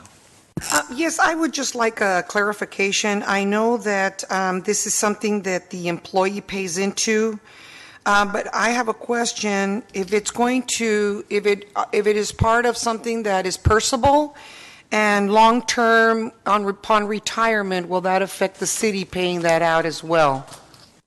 I didn't quite understand it even reading the staff report. I'm sorry. I just needed clarification. Okay, yeah, there is no cost to the city. There is no long-term obligation to the city. It does not affect PERS. And your other last question was? The long-term, if it's purchasable, will it affect the payout at the end of the retirement or at upon retirement? No, it is not. Okay, thank you. I make a motion that we pass resolution to amend and post-employment health plan for public employees for the city of Baldwin Park. Second. Okay, all right. Any objections? Seeing none, Second. so moved. Thank you. At this point, item 6, requested by Councilman Ricardo Pacheco, accounting policies and procedures. Mayor, I would like to request that this item be moved to the next city. I had not had an opportunity to complete the final policies and procedures that was presented today, and I wanted more time to take a look at it. You want to go on motion? Motion? Yeah, motion to move over. Okay, I'll go ahead and second. Any objections? Seeing none, so I moved. just have a question, Yes, Mayor. come on, Councilmember. Is there a deadline? Is this time sensitive, this item? Number The policy procedures, 6? Is it time sensitive? Rose, is it?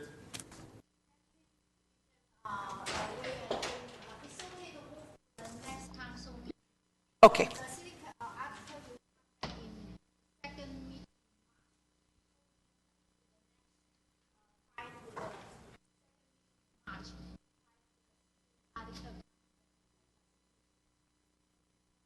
All right, no objections. All right, so no objections at this point.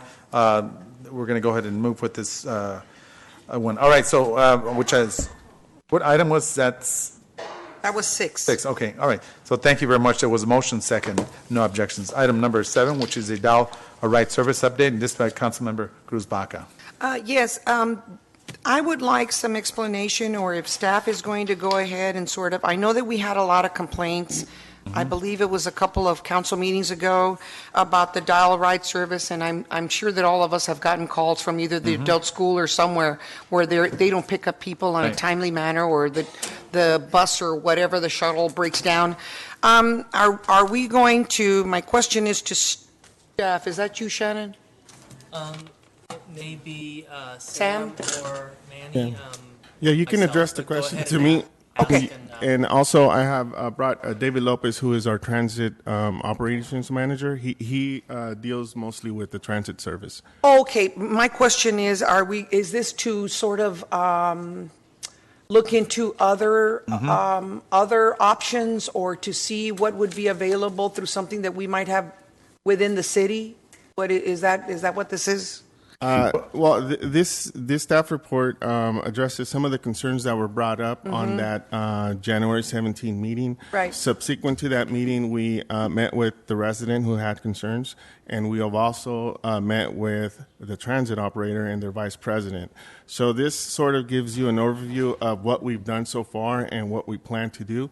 The contract with the services expires this summer, and that is certainly an option, and we made it very clear to the transit operator that we expect him to improve his service, provide a work plan. If not, we're going to start, we would circulate an RFP for services from another company. Okay. Go ahead. But I just want to make, we brought this up today at the, because of rides that might be available to some of our seniors at the Women's Club meeting this morning. And I believe President of the Women's Club, Margarita Vargas, she offered to pick up this particular lady in case she would need a ride or whatever, to give her a call. But yet she's yet to get a call from this lady. So I just wanted to, I know that a lot of the seniors need rides to the doctor and so forth, and whatever, but I do want everyone to know that a lot of these people are offered a ride. Right. From private individuals. Understood. Let me, thank you very much. You finished? I'm done. Okay, thank you, Councilman Cruz Baca. My proposal, and I request that this be placed on here. Of course, yes, I've spoke to several others of how long it takes and answering the phone and getting back, and it can be tough on our seniors. And this type of service is not deserved here. So what I want to propose, and legal counsel, I'm your advice on this, I want to give this company 90 days. And of course, you said the contract's up when in summer? Yeah, the contract is up this. Yeah, it's up this summer. Okay, it's June, July, whatever the case may be. Right. So, legal counsel, can we go ahead and give them the 90 days now and start looking at other potential companies? Yes, Mayor. Okay, so I'm going to make a motion that we provide this company 90 days, and that we begin the process of interviewing on one of our study sessions the potential companies that are out there that are available, and that's my motion. I object. Okay, one objections?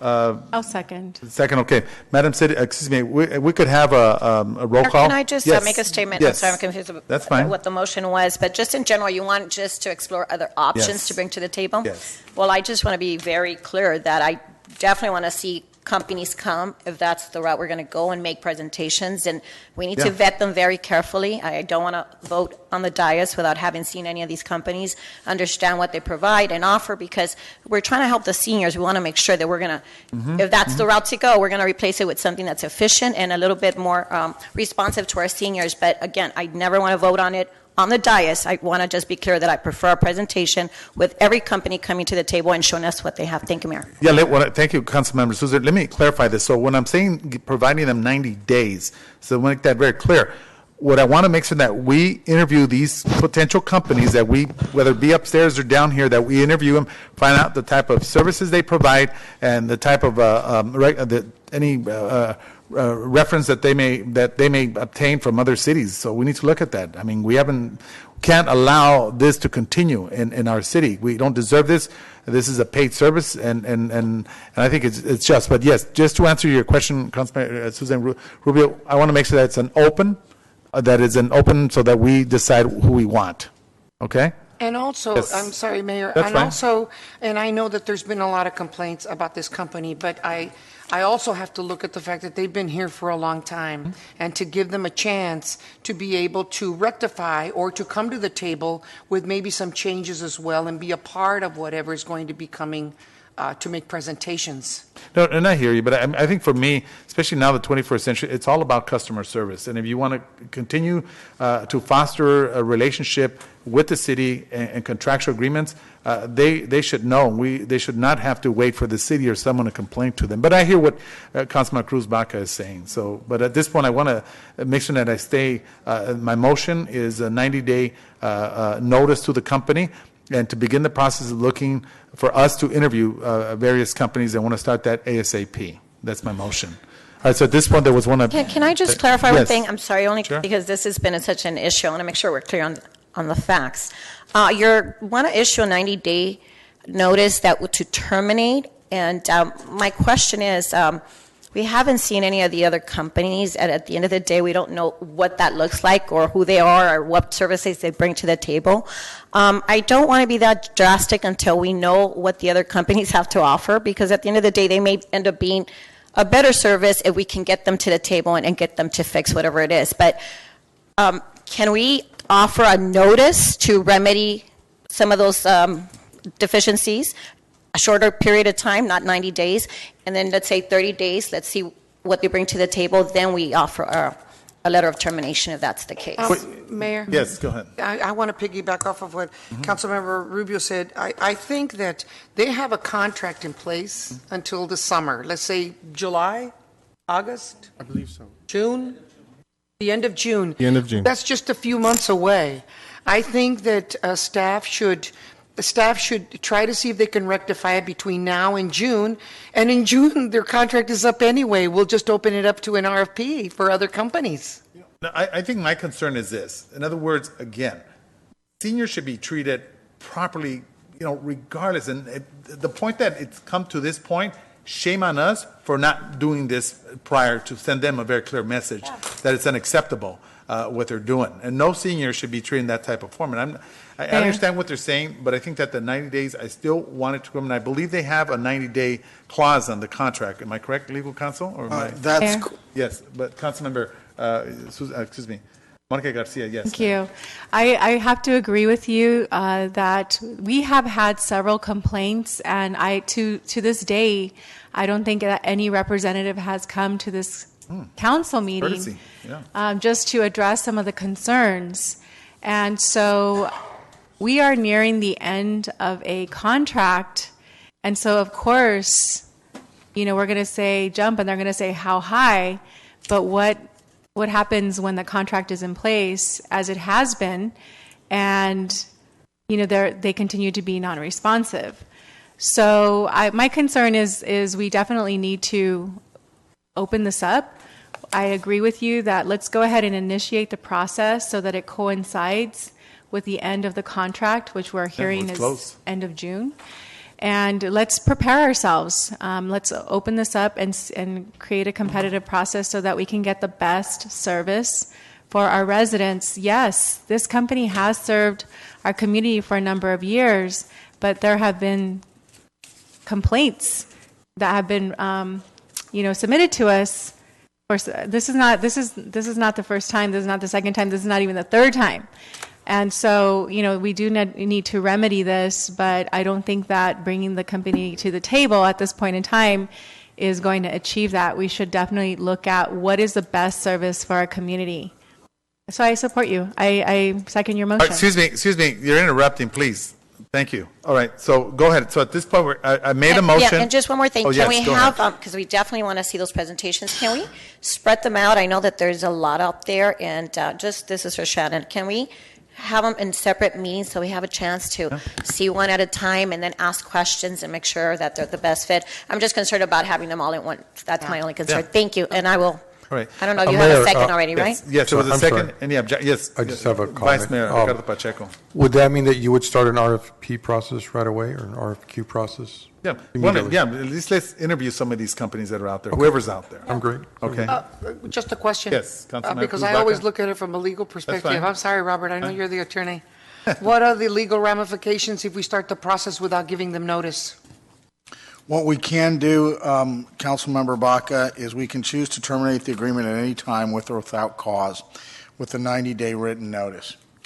If the council chooses to do so, they can send out RFPs or even just you don't even have to do an RFP. You can just ask for presentations and people can come up in a special meeting and do the presentations over time, as Councilmember Rubio suggested, or all at once or whatever you like. But once we trigger this 90-day termination notice, we can go out and start to look, because it's important to remember at the end of this 90 days, you're going to need to have a company up and running. Yes. In other words, you can't wait till the 90 days is up to start sending out RFPs. Yes. So we certainly are able to do so legally if we trigger that clause. Thank you. Yeah. All righty. And I would say that an RFP type of process is good so that we can look at any competitive services, rates, things like that. All righty. Mayor, for the record, can I have you repeat your motion, please? Yes, my motion is to provide a 90-day notice to the actual current dollar right company that we deal with, and go out to look for competitive bidders for this particular. And it was second by... Excuse me, that was the termination, 90-day termination. And it was second by Ms. Garcia? Yes, that's correct, and it was. Objection by Ms. Baca? No, it was 5-0. Oh, 5-0. oh, thank you. All right. We changed it. Thank All you. right, thank you very much. All right, so at this point, we'll go on to item 8, which is the approved resolution number 2017-227, a resolution of the City Council, City of Baldwin Park, California, entering into an agreement with the Los Angeles County Metropolitan Transportation Authority for first last mile connections for Baldwin Park's Transit Center. So at this point, Councilmember Susan Rubio.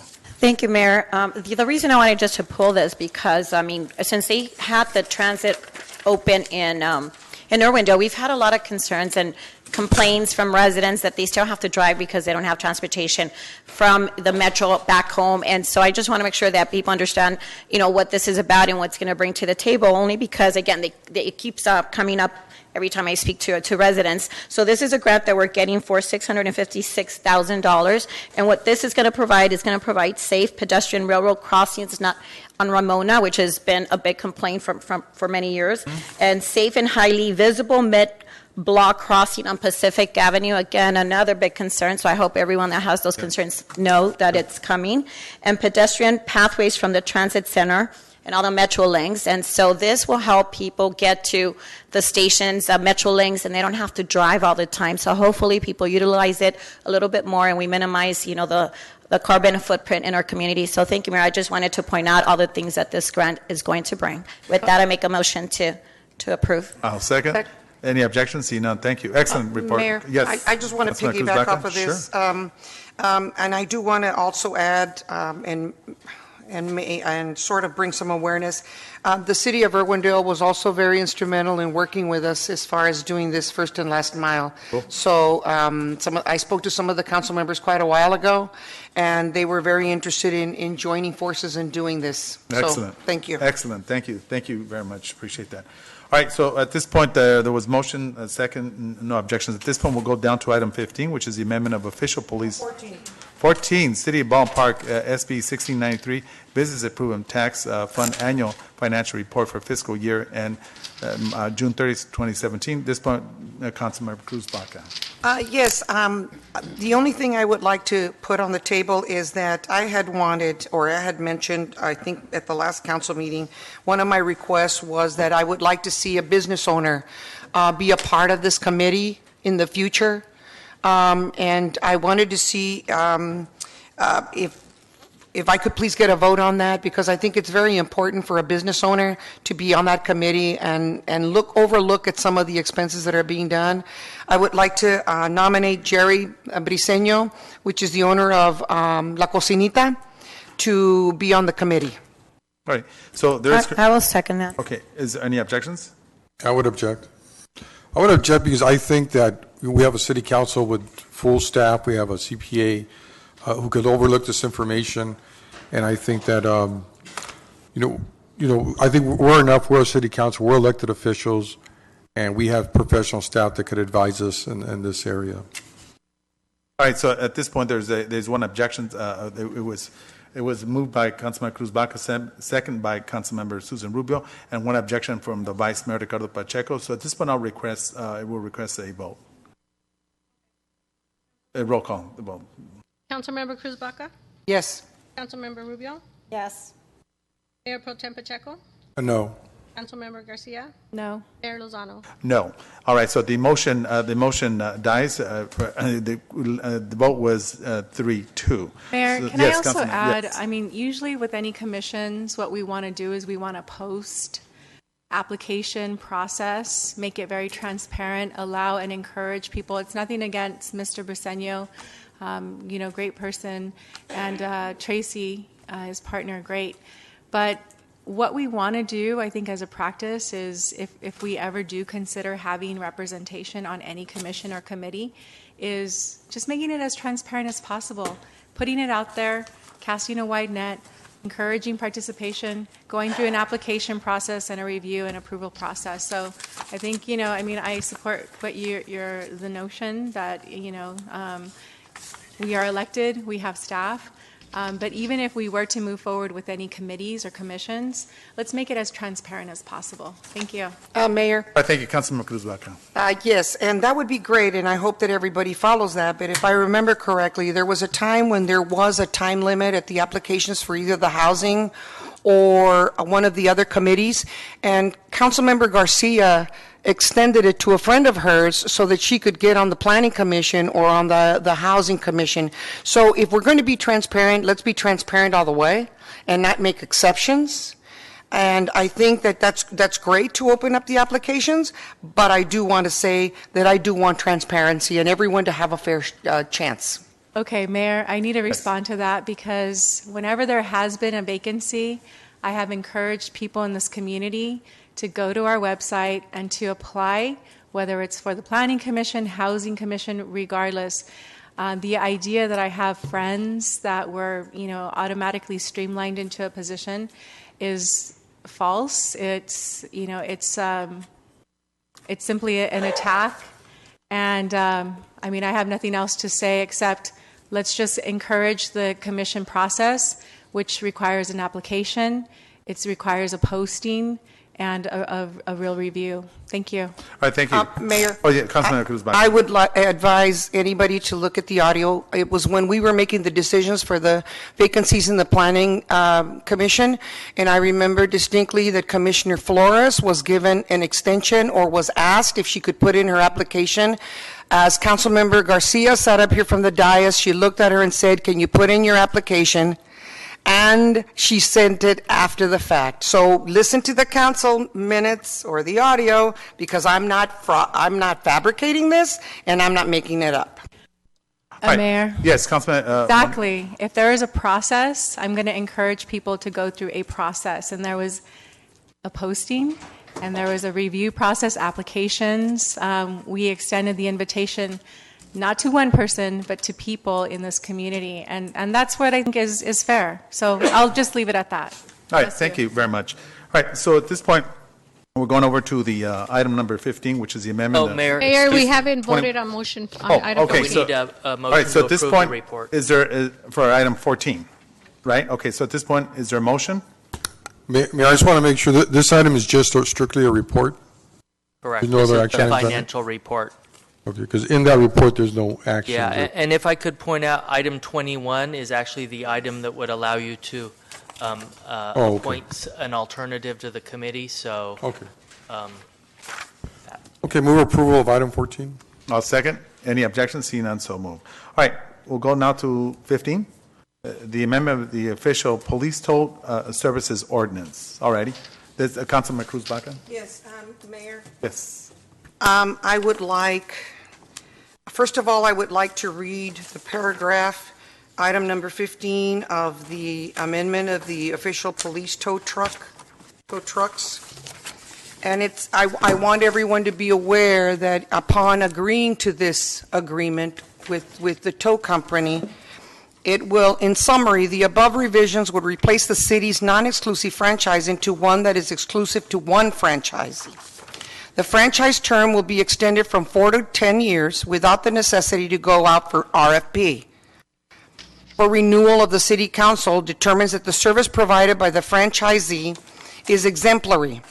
The franchise fee is set at 25% of the franchisee's gross revenues. And if anybody would like to take the time to look at some of the tables and some of the fees that will be charged for storage and so forth, and as you know, we feel that a lot of these have not been competitive. So that means that whatever tow company, and Royal Coaches is listed on this agreement, the City of Baldwin Park has currently awarded the franchise for official tow truck services to Royal Coaches pursuant to Chapter 100 of the Baldwin Park Municipal Code. The franchisee has requested, and the city is recommending several revisions to the tow ordinance. That means that they will get the contract exclusively from 4 to 10 years, and there will not be a fair process to put it out there for RFP. Now, Councilmember Garcia just said that she would like transparency and she would like for it to be a fair process on just simply commissioners.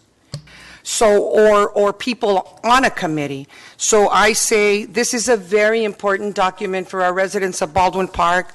I also have a letter or a copy of a letter here that was written and sent to all the council members. I don't know if any of you got them. It is signed by Sister Rosario Maldivia. It is signed by Julieta Nieto. It is signed by Rosario Alonso, Sister Rocio Alonso, and Benito Armenta, and Father Mike. There's also, I see Pastor Rios is here, and some of the other faith-based pastors unfortunately left early, but there's a lot of people from our community that are very concerned about this agreement going out this way. And also, I had a copy, I forgot to bring it with me, of the findings of the grand jury that brought up a lot of, and I'm sure that legal counsel can give you all a copy of the grand jury, all the findings that they found when they investigated the City of Baldwin Park in regards to a lot of the towing issues. There were a lot of findings. It's extremely important to look at that document. I strongly advise everyone not to vote for this towing issue today. And let's have a community meeting, or let's sit down and work this out before we make this hasty decision. My vote is to wait and not agree or make a motion as to this towing contract. Thank you. All right, thank you. All right, first of all, anyone want to speak before I go? Yeah, well, real quickly, if I may. You know what, Go ahead. let me just clarify real quickly. This was a civil grand jury, and the towing company, just for the record, was not found guilty. And unfortunately, there was information that was said publicly by someone earlier, but I'll go ahead and go after my colleagues. So I just want to make sure that is in the record. Yes, Councilmember Susan Rubio. Would you mind, I just Oh, need go to ahead. clarify for Go ahead. sure. The staff report may be a little misleading, Mayor, not intentionally so, of course, but the new agreement, this is what it says for the term and the exclusivity. All official police tow services franchises granted pursuant to this chapter may be exclusive or non-exclusive and shall be a term of 4 to 10 years as specified by the city council in any franchise agreement between the city and the official tow service. So the old ordinance mandated it that it be non-exclusive. The new ordinance says that it can be exclusive or non-exclusive, but it doesn't have to be exclusive. And then this one also says that the last ordinance said that the term was always for 4 years, a franchise agreement. This new ordinance would give the city council the discretion to make it anywhere from 4 to 10 years, as opposed to always having to be 4 years. And the ordinance was revised in part because of the civil grand jury. They had suggested that, and these were just suggestions by the civil grand jury.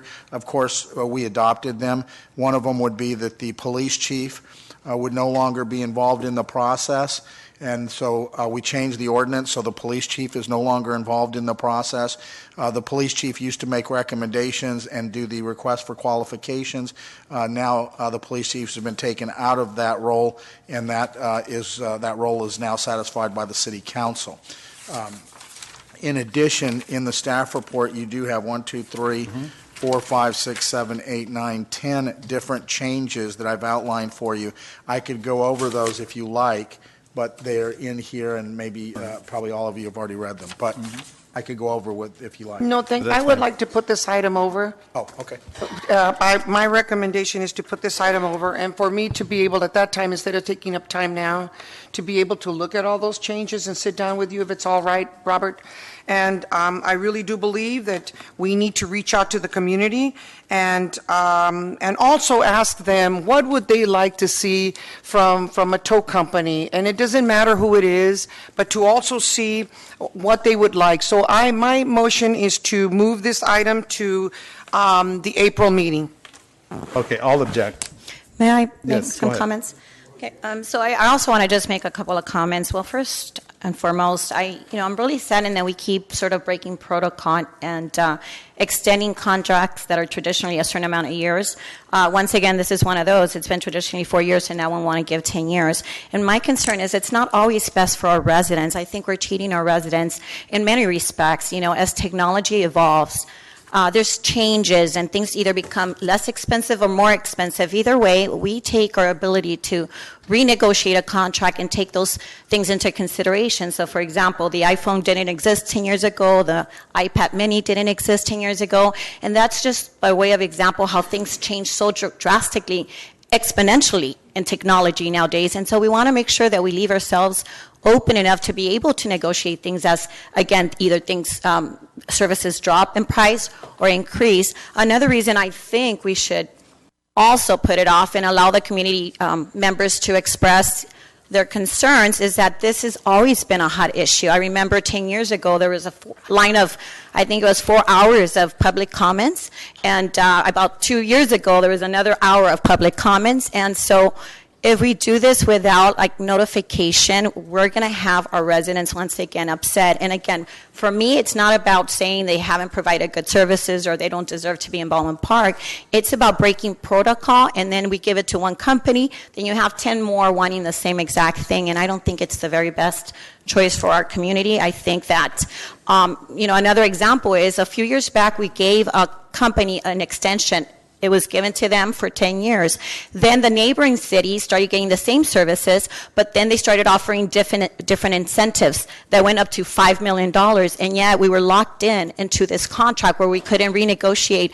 The neighboring cities were getting $5 million worth of extra money where we were not, but yet we have no ability. We were locked in and we couldn't do anything about it. So I also think we should reconsider it. I think when someone provides good services, there shouldn't be any concern that they're not going to get renewed.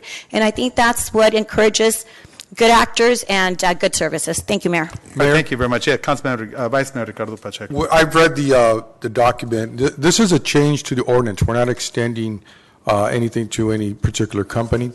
I think that we're changing the ordinance on some other issues to give more flexibility to the city. There's still an opportunity to go to an RFP, so it's not extending or doing anything that to any particular company, just allowing us to be more flexible, I think, within the ordinance as it's being changed and as it's being written. Also, I want to just point out that the issues that have happened in the past, there's a lot of state law that has passed in recent years. I know there's concern about those that are undocumented that don't have a license. I think by now, because the change in the law allowed a lot of undocumented individuals to be able to get a license and not fear driving their car and getting pulled over or getting pulled in a traffic stop or a traffic lane. I think today we've minimized our traffic lanes to what is just necessary for our community. I mean, I don't know if we've had a traffic lanes for, I don't know, when's the last time we've had one? We have not had a traffic lane for probably 4 years or more. Okay, so, and I think also the hold that we currently have is no longer 30 days. I think it's just 1 day from what I'm hearing. I definitely don't have the complaints that I've had in the past when cars were being held for 30 days. I'm just back down to 1 day. But one thing what I would request, actually there's two things I would request, is whoever in our next RFP, when we do the process, that there be maybe something to consider income level, and that the rates would be reduced for those that have a lesser income or feel that they can't afford it. That's something we should look into. And other than that, Mayor, I think that's it. Mayor? Yes, Councilman Cruz-Baca. I have to read this again because Vice Mayor Pacheco seems to think that we can do an RFP at another time. But this specifically reads, the franchise term will be extended from 4 years to 10 years without the necessity to go out for an RFP for renewal of the city council determines that the service provided by the franchisee is exemplary. So it will not go. The council will decide if it can go out to RFP or not. And you know what happens when the council changes. So I still don't like the wording. I would like to bring it back so that we can give our residents. I will repeat what Councilmember Rubio said. I would like for our residents or for us to take a look at this and really look at it and dissect it and make it fair for our residents. I do not feel that this is fair to our residents, and my community is very important to me. That's what I look for, number one, rather than anything else. Thank Mayor? you. All right, yes, Vice Mayor. I definitely always make sure I look out for the residents and the community, and I do what's best for our city. I think that this, and you and I must be reading it differently, but it does have, if we want to go to an RFP or not, there's still that option in there. So I think right now we're just doing an ordinance change. I'm not doing any special favor to any other group or anybody else. Thank you, Mayor. No, thank you. Mayor? All right, yes, Councilmember Monica Garcia. Thank you. I just wanted to say that, yes, as I read this, I understand we are making changes to the ordinance so that we can, if we choose, we can give an extension in the future versus having to go out to RFP. And let me also just add some context. On August 20th of 2014, after an RFP process, this council voted 5-0 to support Royal Coaches. Royal Coaches has been serving this community for 20 plus years. And so I just want to add that context. I think if we want the flexibility, to consider an extension versus an RFP, I think I'm in support of having that flexibility, especially when you look at the history. We're not doing a switcheroo and just, picking somebody out of a hat. But, this is a separate item. There are two separate items that we're talking about here. The item before us is about an ordinance that is giving us the ability to give an extension should we choose that. So I'll go ahead and go ahead. I'm going to go ahead and make a go ahead. Motion is still on. Okay, go ahead. But Mayor, first of all, I would like to request the minutes. I do not believe that I voted for that particular towing.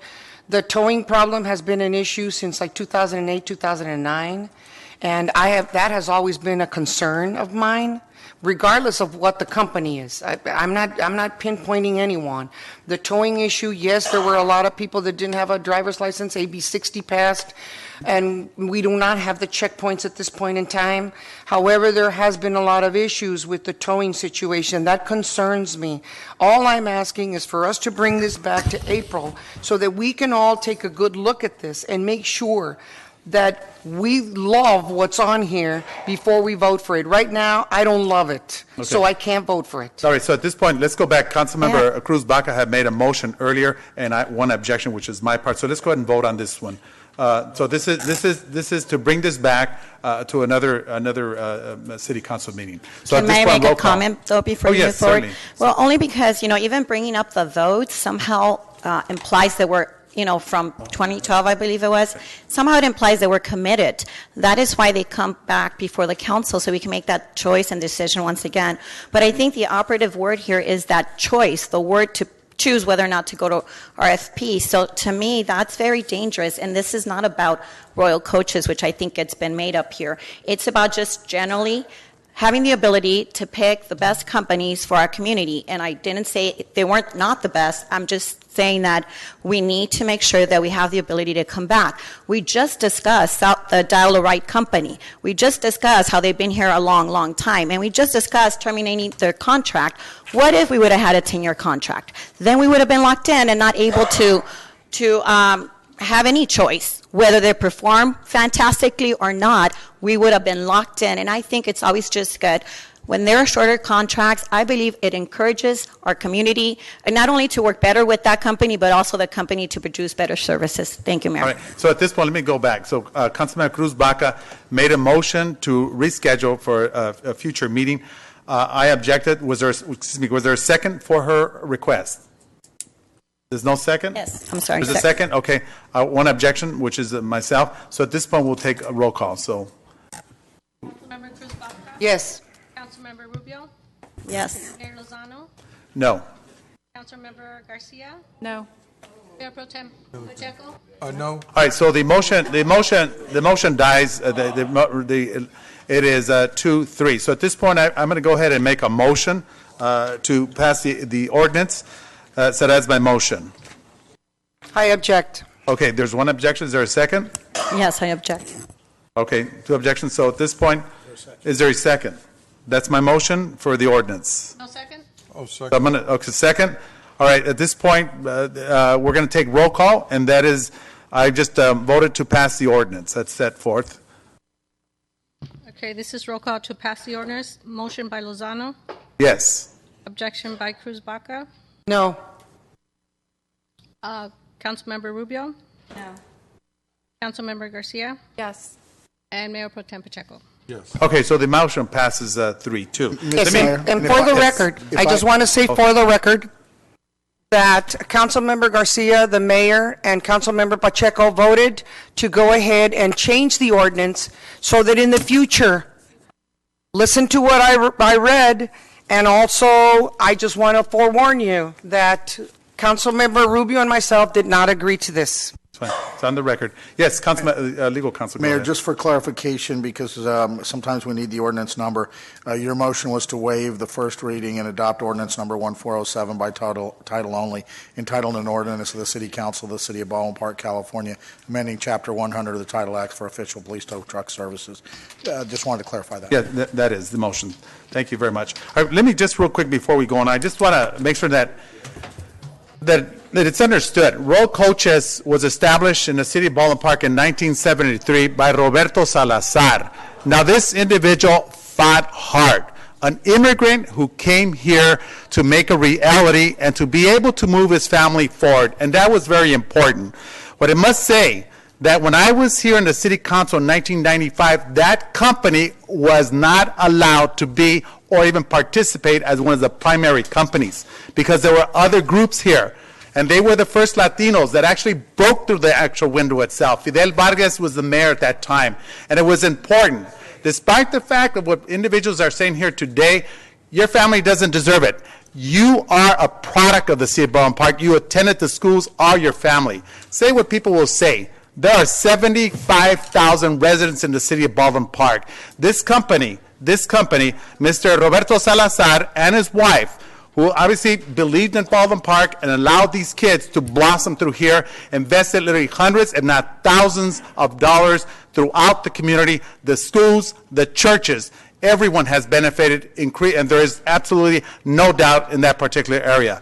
Now, yes, and we're going to look at Councilmember Cruz back what you mentioned. There is, I believe that, I know there was a 5-0, and I will apologize if you did not vote. But at this point, I will stay with that until such time that is being brought here. So it's important for us to know that the city of West Covina, a city that has over 118,000 residents, gave Royal Coaches, a company that was established in the city of Baldwin Park, 10 years.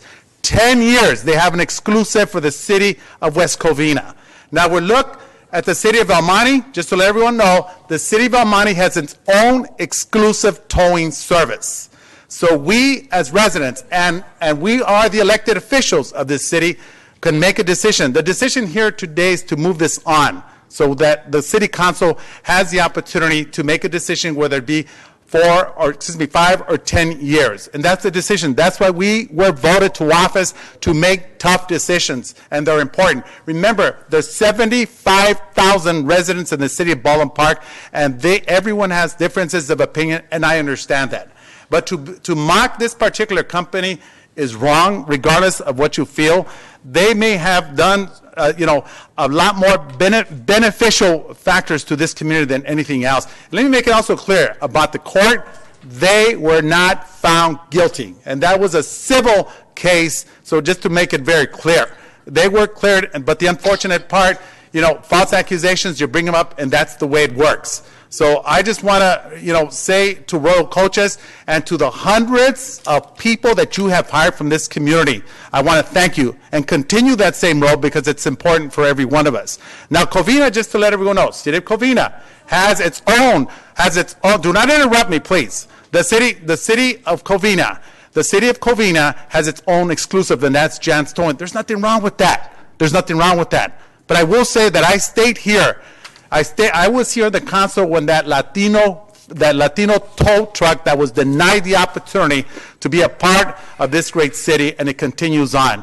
And no matter what opinions we have, we should agree to disagree, because that's what's happening here. That's part of the democratic process. What's being proposed here is part of the democratic process. And we ultimately have the responsibility, because the people of the city of Baldwin Park voted us into office to make these decisions, not to hand this out. And I just want to make that very clear. So I end on that note. Mayor. Yes. Councilmember Cruz Baca? Yes, I was first. First of all, I see Bill out there. We just had lunch the other day. He gave me a wonderful flower for Valentine's Day, which I thank him very much. His family and my family go back to the 50s when they first bought their home. I don't like the fact that you are twisting words. This is no attack against Royal Coaches. This is my disagreement on the ordinance. Has nothing to do with Royal Coaches. Nothing. So please don't twist words that my decisions may have something to attack this family. This is a family business. Nobody knows it better than I do. My cousin welded their father's first truck. That's how far back we go. And I understand all of that. And I appreciate the fact, not because they're Latinos or a family, but because they have been a service here to the city of Baldwin Park for many years. I don't have a problem with that. I have a problem with the ordinance. I feel this is unfair. It is not protecting our people. Please, Bill, and to your family, this is not attacking you in particular. If there was someone else sitting in your place, it would probably be the same thing that I would be fighting for. My passion is our community.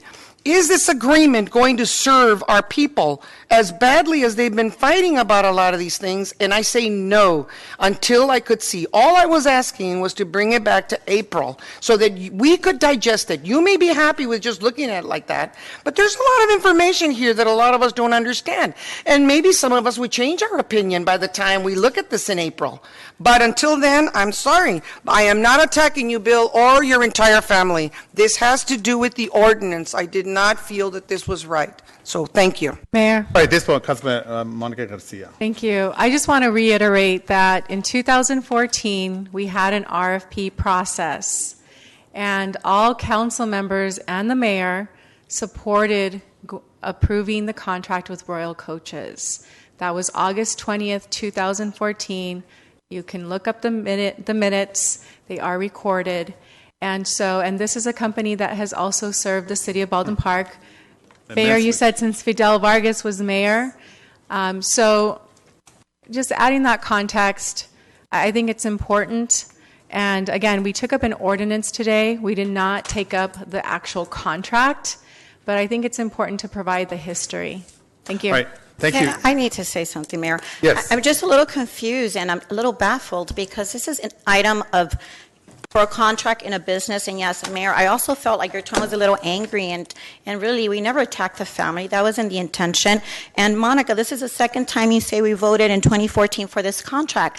Absolutely. No one's denying it. You also voted for Dial-A-Ride a few years back. Does that obligate you and does that make us, inclined to have to always bring back the same companies? No, we change our minds depending on the service. And so let's just be clear. We are not attacking the family. This is not about anything other than just minimizing the years. I don't want to break precedents and continue to change ordinance because then you have to do it for everyone else. When they come before us, we can't say yes to some people and no to others. For me, it's about fairness. For me, it's about quality of services. And for me, it's about being able to change and negotiate depending on the times. Financial situations change, technology changes, and please, this is not about the family. This is not about voting in 2014. No one is disputing that. And I feel like just because we voted in the past, somehow that implies that we're obligated. We're not, and Bill, you know that. We know him well. We've always supported him, and so there's nothing about support for the family and the company. It's about the ordinance. So let's be clear on that. Thank you, Mayor. All right, thank you. Mayor. Yes, Vice Mayor Ricardo Pacheco. Just want to add just something that we did do a change to the ordinance. This is not selecting a particular company. I'll read from you from the staff report. If the city council determines that the service provided by the franchise is exemplary, the franchise term will be extended for 4 to 10 years without the necessity to go out to RFP for the renewal if the city council determines that the service provided by the franchise is exemplary. So we still could go out to an RFP if we have. I mean, still that option is out there. And this is just a change to the ordinance. We're not particularly picking any particular group. I just want to add one more thing. Councilman Baca got a flower, you said, from Royal Coaches? I went to lunch. I'm not denying Well, that. There were several staff members that were having lunch there as well. I didn't get a flower from Royal Coaches, but, I'm not jealous. Okay, thank you. All right, thank you. All right, so at this point, let's move on to item 16, which is the award of bid for city project number 2818. Oh. That was already approved. That was part of the consent. Oh, that's right. Okay, sorry about that. All right, so move over to the public hearing, which is a request for consideration of municipal zoning code amendment by urgency ordinance of the City Council of the City of Baldwin Park. So at this point, we'll open up the public hearing. So anyone wishing to speak in favor, this is the time to do so. I will open it up. What's that? Hold on. Public communication is closed. No, stop. No, excuse me. Escort him out, please. I'm not going to have him disrupt the city council meeting. You know what? No, it cannot disrupt. Look what he's doing.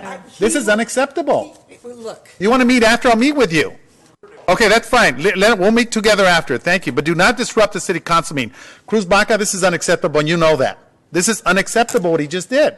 Mayor, there's a Please way look at to that. be able to quiet him instead of kicking him out. I was kicked out of more council meetings than anyone else before I sat up here with you. So I know that lots of times you get passionate about what you're saying, and lots of times we don't like when there's lies up here. So even sitting here as a council member, I don't like some of the accusations. Well, let's not talk about the $1.6 million missing from your family. Okay. All right, let me get back to this then, okay? Well, you want to, this is what you're doing. You're talking about lies, okay? right, first, so at of, this first point- of all, Mayor, All right, let's- you know that Councilmember Ricardo Pacheco made a long thing about the decorum up here. If you want to discuss personal things, I will, but not up here on the dais, because I'm sure that you and I could probably swap a lot of stories about things that have been going on. So you want to bring up personal things, that doesn't bother me anymore. Bring my mother, my father, or whoever can still come over here if they could. Bring whoever you want. It doesn't bother me anymore. It really doesn't. But the thing is, look in the mirror before you talk, please. All right. So at this point, I'm going to move on. I'm going to move on to the award. Okay. I'm moving on. Go ahead and open up the public hearing for this, the municipal regarding the cannabis. So anyone wishing to speak in favor, this is the time to do so. Now it's gone up to 1.6 million. All right. So at this point, anyone wishing to speak against? Okay. So it has to be on this specific, on the specific subject. I didn't get my name before, or at least maybe I did, I don't know. Thomas Perry. Well, there's enough dirty money in this marijuana thing to go around on the city council, no doubt about that. There's the money you know about. Okay, excuse me. You're not Well, speaking on the subject. that's Hold on on, the topic. hold on. You're not speaking on the subject. If you're not, I'm going to have to ask you to please stop. Can you give your name, please? This has to be on the cannabis Thomas Carey. subject. I didn't come through before? Okay. On the It's actual about the ordinance. You need to topic. speak on the ordinance. The ordinance.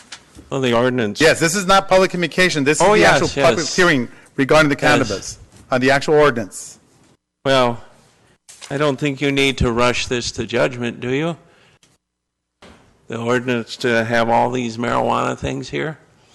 It's a cash-only business. Not good. But we know about those things, don't we? It's time for me to make some calls, probably starting tomorrow, about the city of Baldwin Park.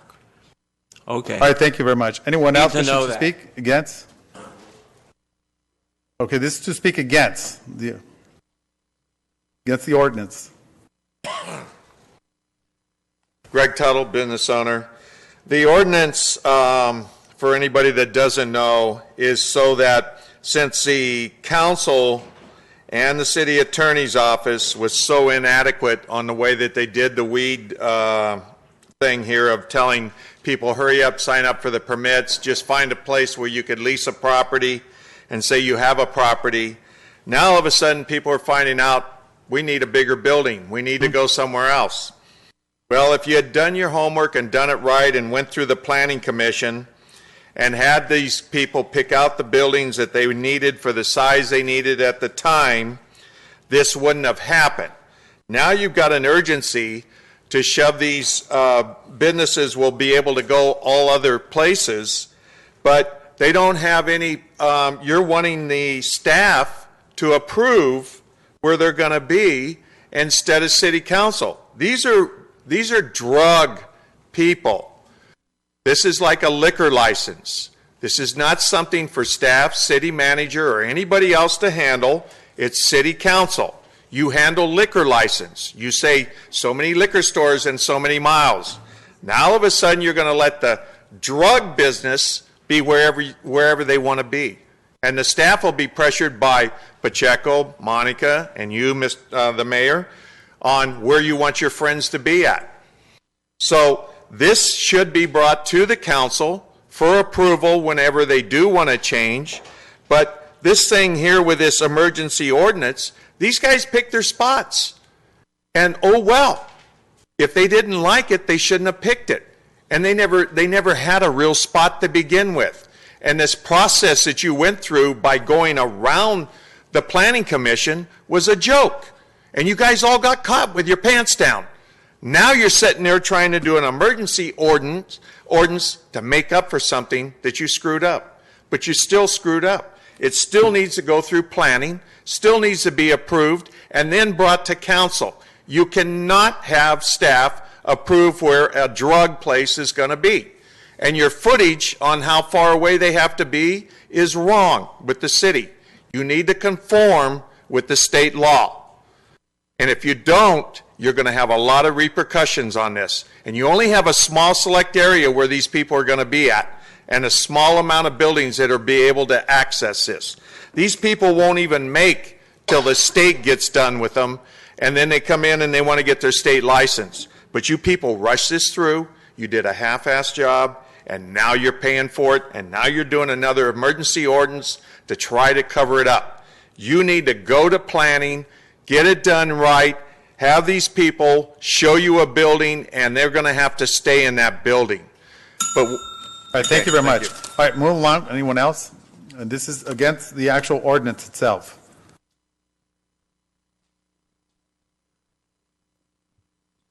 Hello, my name is Manuel Peñate, and I want to speak about this ordinance with more specificity.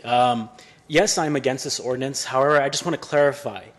The reason I'm against it is not because I'm against marijuana or the consumption thereof. Rather, I'm against how the process has been occurring over the past couple of years. To my understanding, the consumption and growth and distribution of marijuana is actually really important. We've seen in other states how beneficial that can be in Washington, as well as Colorado. And quite frankly, I hope this city can really reword this ordinance and really work with the community. And I'm sincerely asking you guys, please don't vote on this yet. Wait a few more months. Really fix the language. Work with the distributors. Make sure there's a good amount of competition. And make sure that the city sincerely gets a return for their investment. Because it's not just your money, it's our money. What's also going to be important about this ordinance is how we need to clarify to these distributors that any money that they receive from this community, whether it be through tax incentives or through any other income tax the city receives, they can be used for either drug rehabilitation as well as educational purposes that can be further enveloped for the community. Now, with that said, like I said earlier, I hope that this council can just wait, be patient. Patience is how we're going to be able to solve this situation. And while we all don't agree with necessarily the consumption of the drug, we can all agree the benefits that we can get through taxes, as well as just the general well-being of our community, and as well as the reduction of the crime rate and an increase in the general economic productivity that we can see in Baldwin Park. And I want to make sure that Baldwin Park is a leader in marijuana compared to other cities. I don't want just Los Angeles to be able to take full economic control over that. I want Baldwin Park to sincerely be a leader in the San Gabriel Valley. Thank you. All right, thank you very much. Appreciate that. All right, and anyone else wishing to speak against?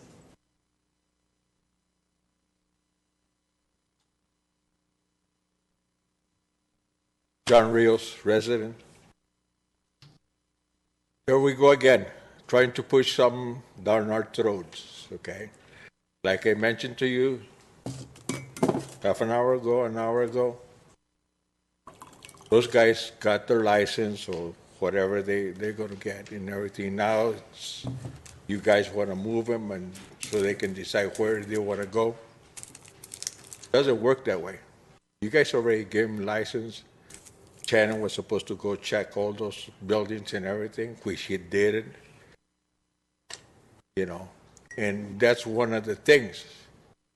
The residents of Baldwin Park, any warehouse, anything that doesn't have that filtration that it's supposed to have, can turn around and report it to the federals, and the feds will come in. That's my information that I got.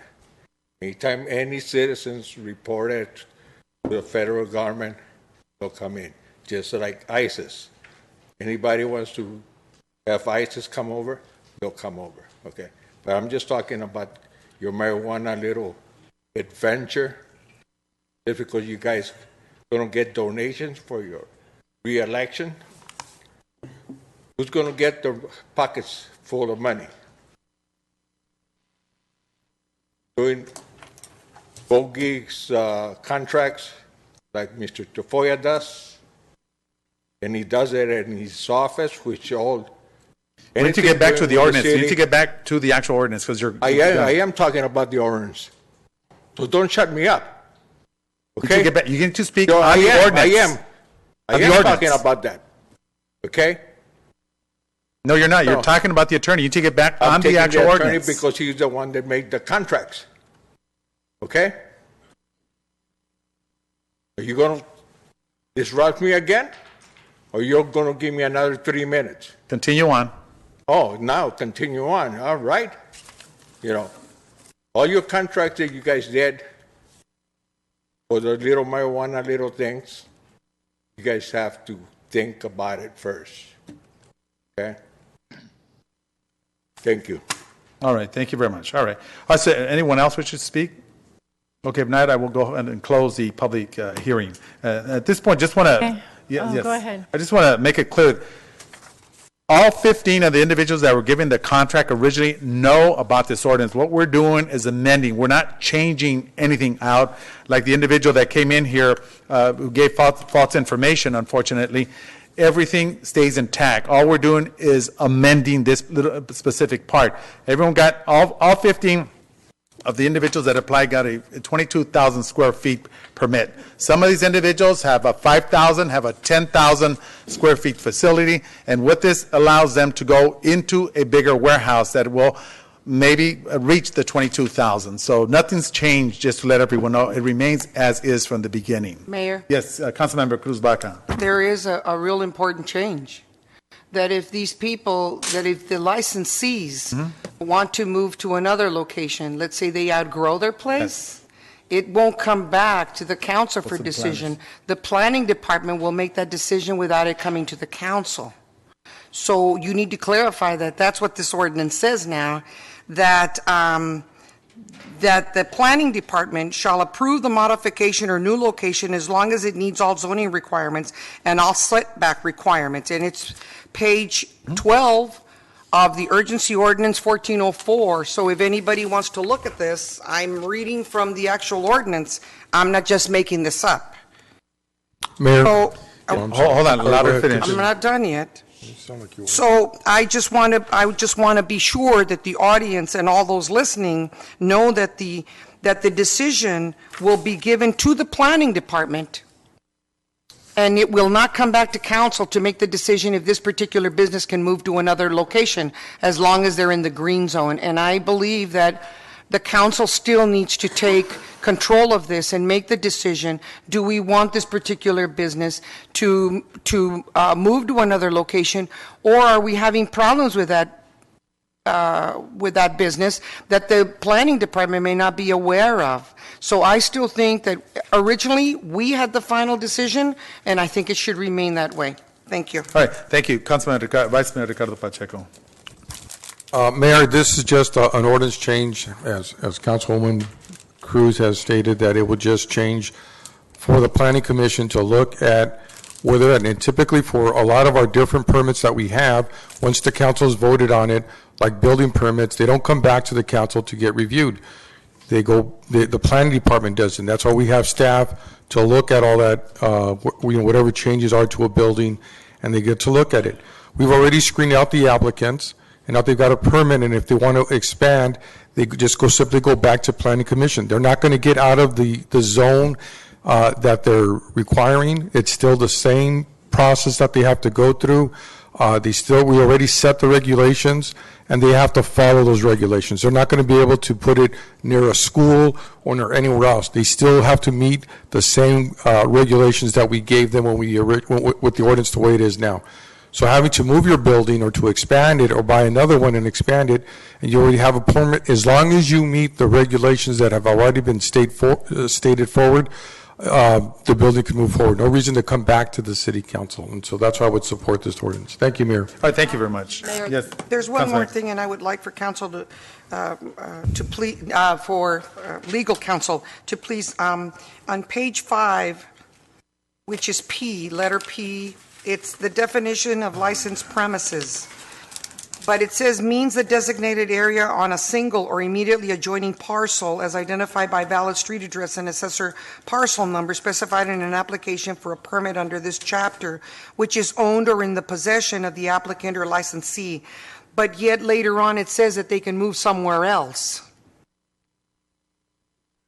It's not necessarily adjoining. According to this definition, Robert, it says it adjoining parcels or parcel as identified by valid street address and assessor parcel number specified in an application for a permit under this chapter. So later on we're saying that they can move anywhere in Baldwin Park as long as the planning department thinks it's okay. Well, no, they do have to submit an application. That's why it says specified in an application for a permit. So they will have to submit an application to the planning department asking for the location change. Hey. Okay. Right, so Okay, at this Mayor. point, council members have any further questions? Right, so at this point. I also think, may I, Mayor? go ahead. That's I fine. just think that this is a very delicate issue, and I just, at this point, I understand what all of you are saying, I understand what legal counsel is saying, but I just don't see why we have to have it in the emergency ordinance. Why can't we just have it on a regular meeting? And there's no rush, and so I would just propose that we put it under a regular council meeting agenda and have the opportunity to speak on it. Thank you, Mayor. I second. Right, okay, was that a motion? Is that what you're doing? Yes. Okay, it's a motion? To bring Is it there a second? back on a regular meeting, yes. All right, okay, is any objections? Okay, one objection, so at this point, we're going to go ahead and take roll call. And this is to agendize this for a future meeting, regular meeting. Councilmember Rubio? Councilwoman Rubio? Yes. Councilwoman Baca? Yes. Mayor Pro Tem Pacheco? No. Councilmember Garcia? No. Mayor Lozano? No, okay, the motion fails. It is a 2-3 vote. So at this point, anyone else wishing to make a motion? No, I just want to make a comment. I have a question, actually. Why is this considered an urgency ordinance when there's no time frame or sensitivity about when we do this? Why was this considered an urgency ordinance? I know that there's changes, but I need to know, I know that there had to be changes and clarification, but why is this urgent? Why couldn't it be put on a regular meeting? I guess I should answer that, Mayor, because I was the one that proposed the change, Councilmember Baca. And my thought process regarding an emergency meeting was because some of these businesses have already contacted the city and asked questions about moving. And the properties sometimes end up going away if it takes a long time to sign a lease or to get something done. And so my thought process was, in order to be as business friendly to the businesses, that we would do this on an emergency basis so they could go out and start, doing their applications and getting their other properties right away. However, having said that, it doesn't have to be done on an emergency basis, but that was my thought process when I asked the CEO to put it on an emergency basis. Could it be that there are some businesses that aren't able to move into the buildings that they had designated, and they've got to move somewhere else because of either problems with the buildings themselves or having problems with permits or violations? That I have not been made aware of, and that wasn't, that it wasn't involved in my thought process. Nobody's told me that somebody's... Because I have heard from some of the applicants that they have had to move or look at another location because either the owner of the building or the owner of the property decided that they weren't going to lease to them after all, or also because they feel that that they wanted to move into a larger location. There's been a lot of, I've been approached by several, without mentioning names, a good amount of the people that have the original licenses. That very well could be true. Nobody's ever communicated that to me, but that's possible, sir. Could they have communicated it to other council members? It's possible, but no council member has communicated that to me. All right. Okay, Mayor, let me make this recommendation. Seeing that you need a 4/5 vote to approve this, I think we could be business friendly. As Councilwoman Cruz Baca always states, we should be business friendly. Let's be bureaucratic. I think it's something that we should do, but seeing that there's not going to be a 4/5 vote, what would be the process now? We would have to take it to the next meeting to make it on a regular, just do it through the regular process? Yes, Vice Mayor Pacheco. What you would do at this point, if you choose to withdraw this emergency ordinance, you could give direction to put this on a regular council meeting for the first meeting in March. Okay, Mayor, seeing that there's no 4/5 vote, I'd suggest we just All right, so you want to go through the regular process. Yeah, I'll make a motion to take this ordinance and bring it back to the regular process bring it to the next council meeting, not as an emergency ordinance, and let it follow through the first reading, second reading, and then 30-day wait. All right, I so at think this it's point, we're gonna- unfortunate are we- because hold on. I So think that- businesses will have to wait, but that's how two council Just for the members record, feel so we're about going to it. go ahead and drop. We're going to drop because there this was a- okay. ordinance, yeah. All right, so we're going to go ahead and Well, drop the first motion. Mr. Mayor? Yes, go ahead. I don't think there's been a motion yet, but we have opened the public hearing and it is on the agenda. Right. And so unless you decide to move this item over on a motion, then you'll need to vote on this motion. Or you'll have to vote on this urgency item. Okay, let's do the vote and then we'll move it over. I know what it- Isn't that what we did? Yeah, there was one, and we're going to take roll call. It was actually, yes, it was 3-2. Right, Okay. but that failed to move it over, so you'd have. to move over, yes. Okay, all right. So you would All need to right, make a let- motion to move it over now. Hold on, Mayor. Let me Go do ahead. let me do this. Let me do this. I make a motion to approve the emergency ordinance as is. Okay. That's my I'll motion. second. I object. Okay, one objection? That's fine. At this point, we could have Alejandra Avila, the city clerk, roll call, please. Mayor Pro Tem Pacheco, Yes. Mayor Lozano, Yes. Councilmember Baca, No. Councilmember Garcia. Yes. Councilmember Rubio. No. It fails.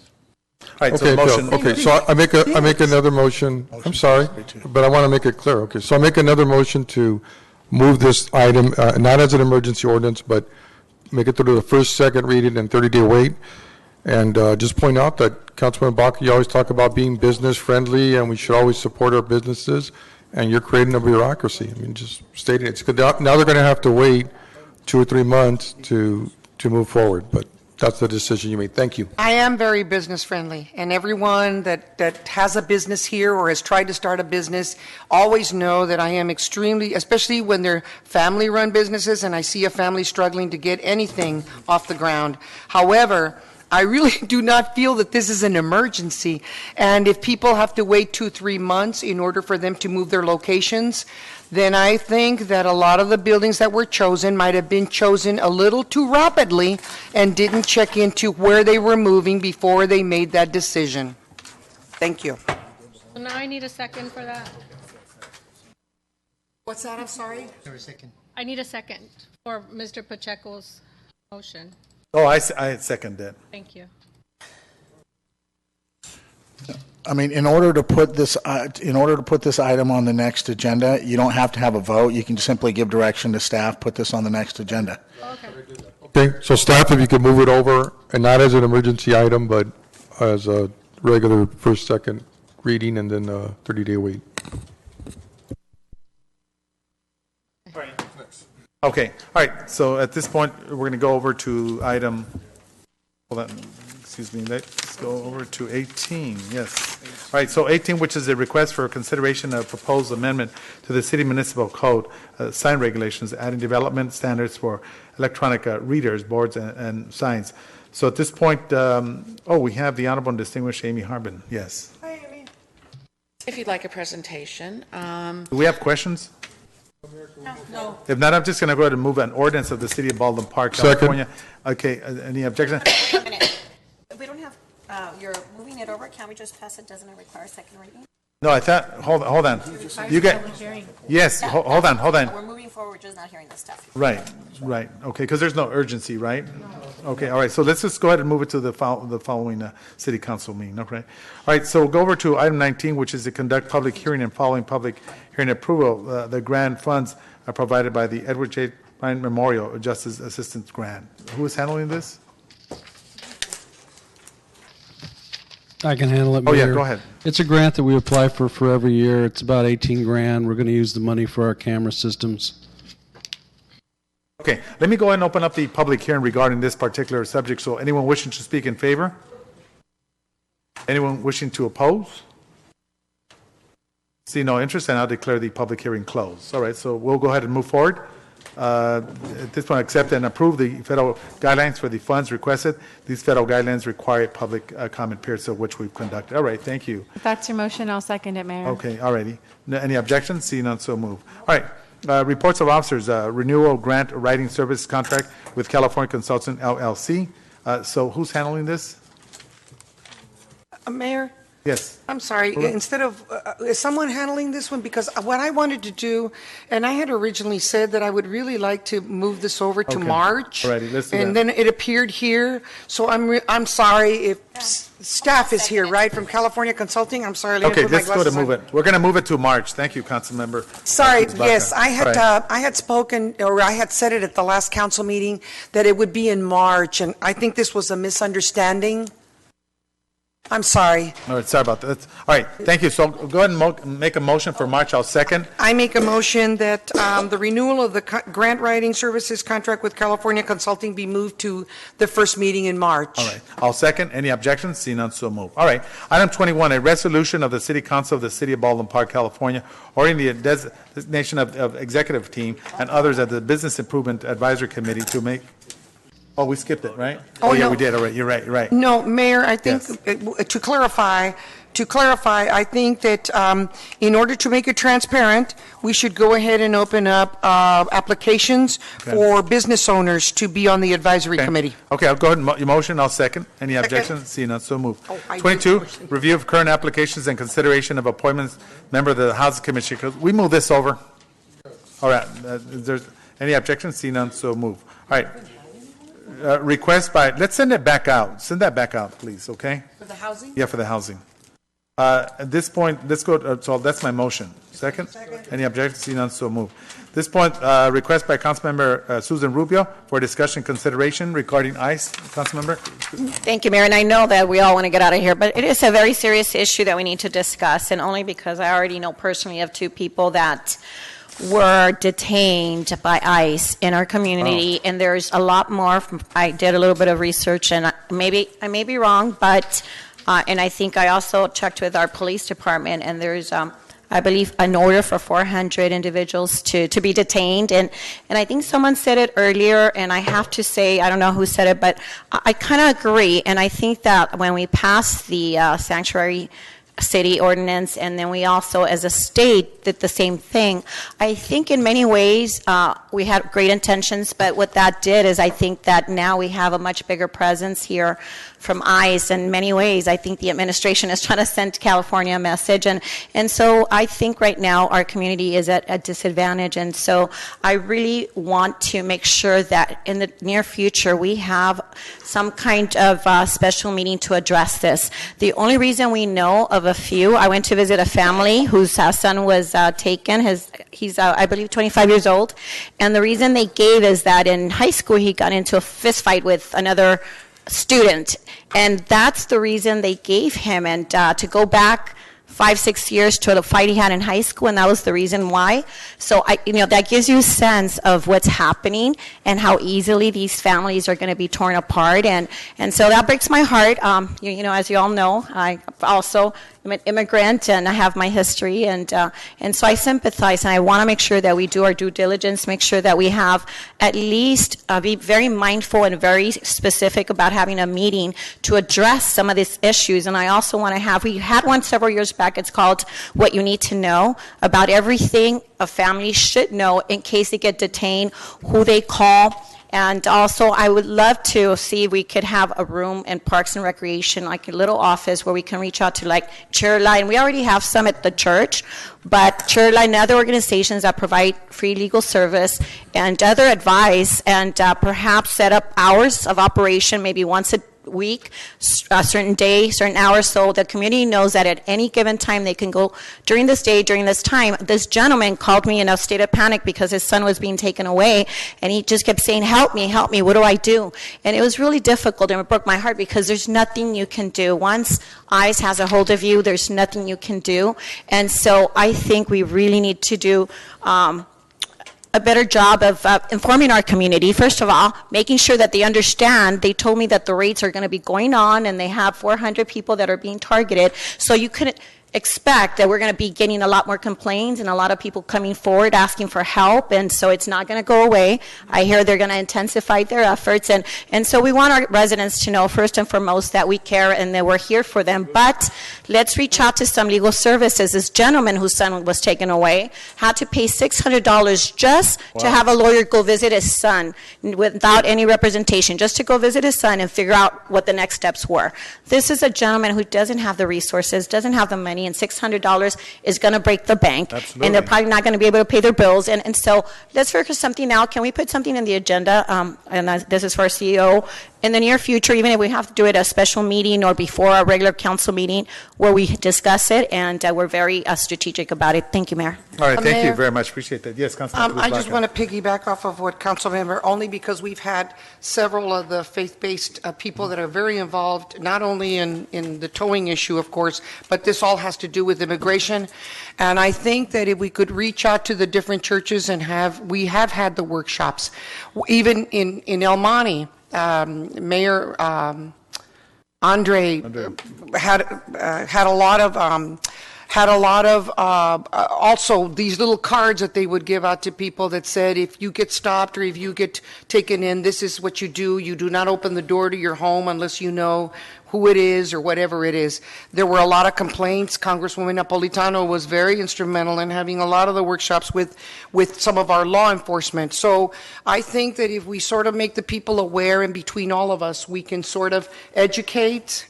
I think that would really help our community. In El Monte, from what I understand, they went to Northgate, and there's a couple of people here, I think, still in the audience that were a part of some of the rally. Right. They went to Northgate, but because the people were making such a commotion about everything, ICE left. But I believe that they're targeting a lot of the businesses and a lot of the employers and making sure and auditing them to sort of teach them a lesson. You don't hire undocumented because we're coming after you.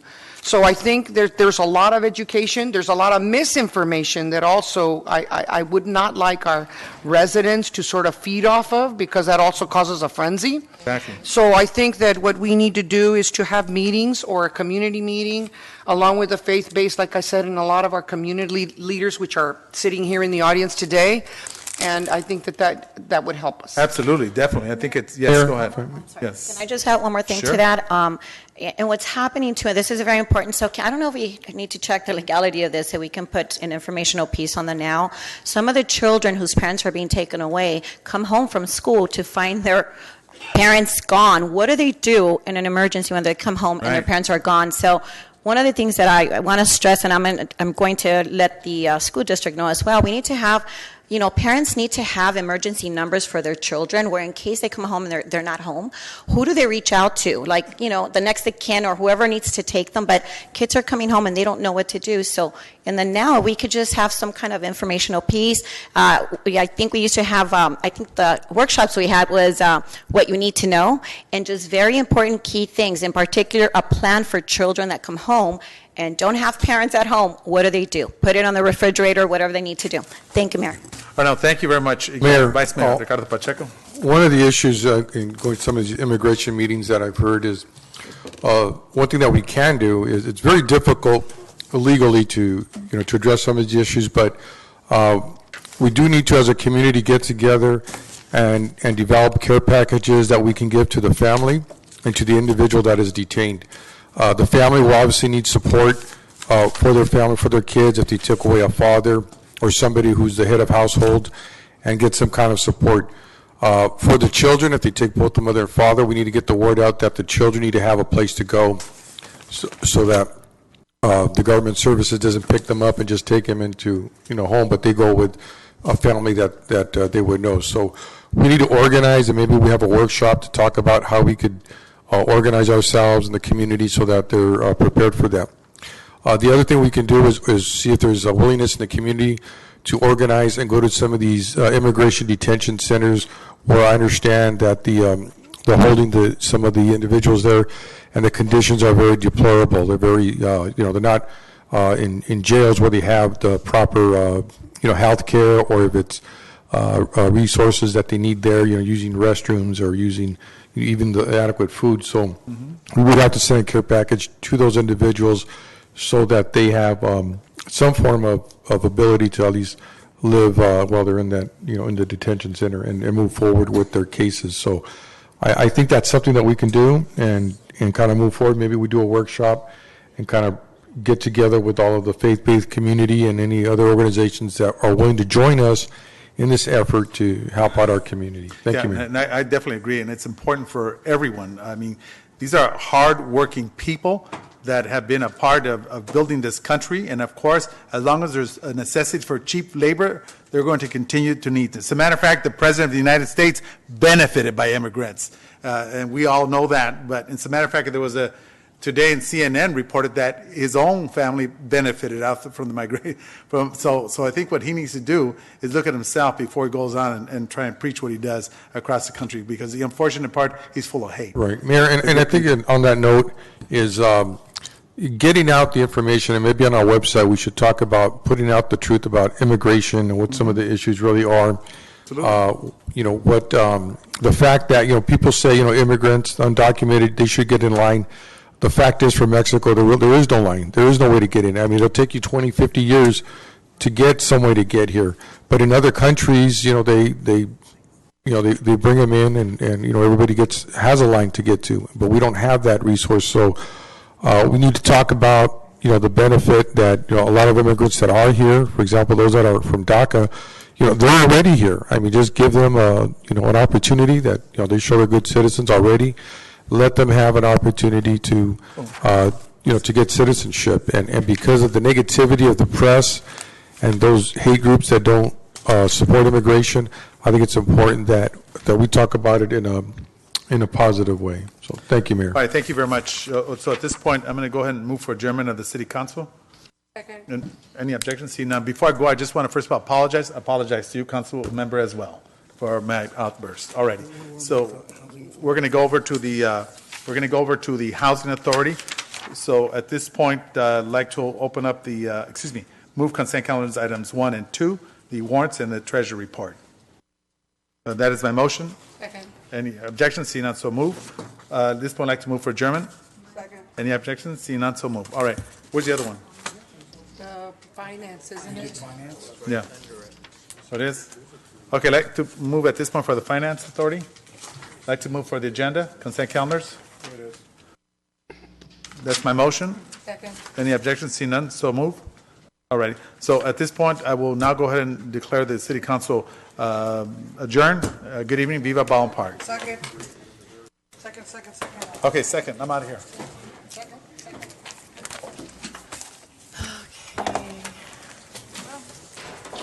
I got to meet up with what's his name. Hey.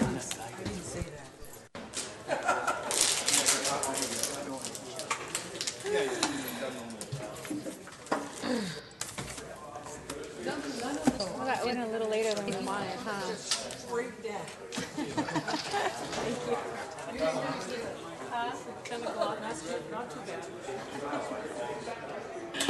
Not too bad, huh?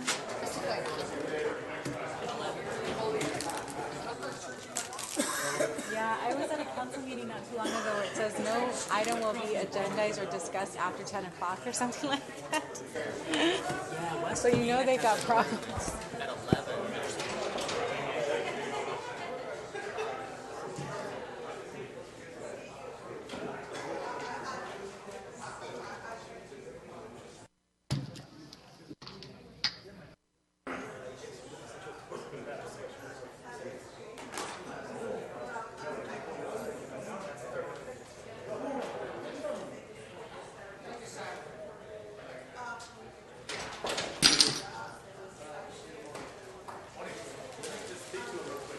Okay. I know, exactly.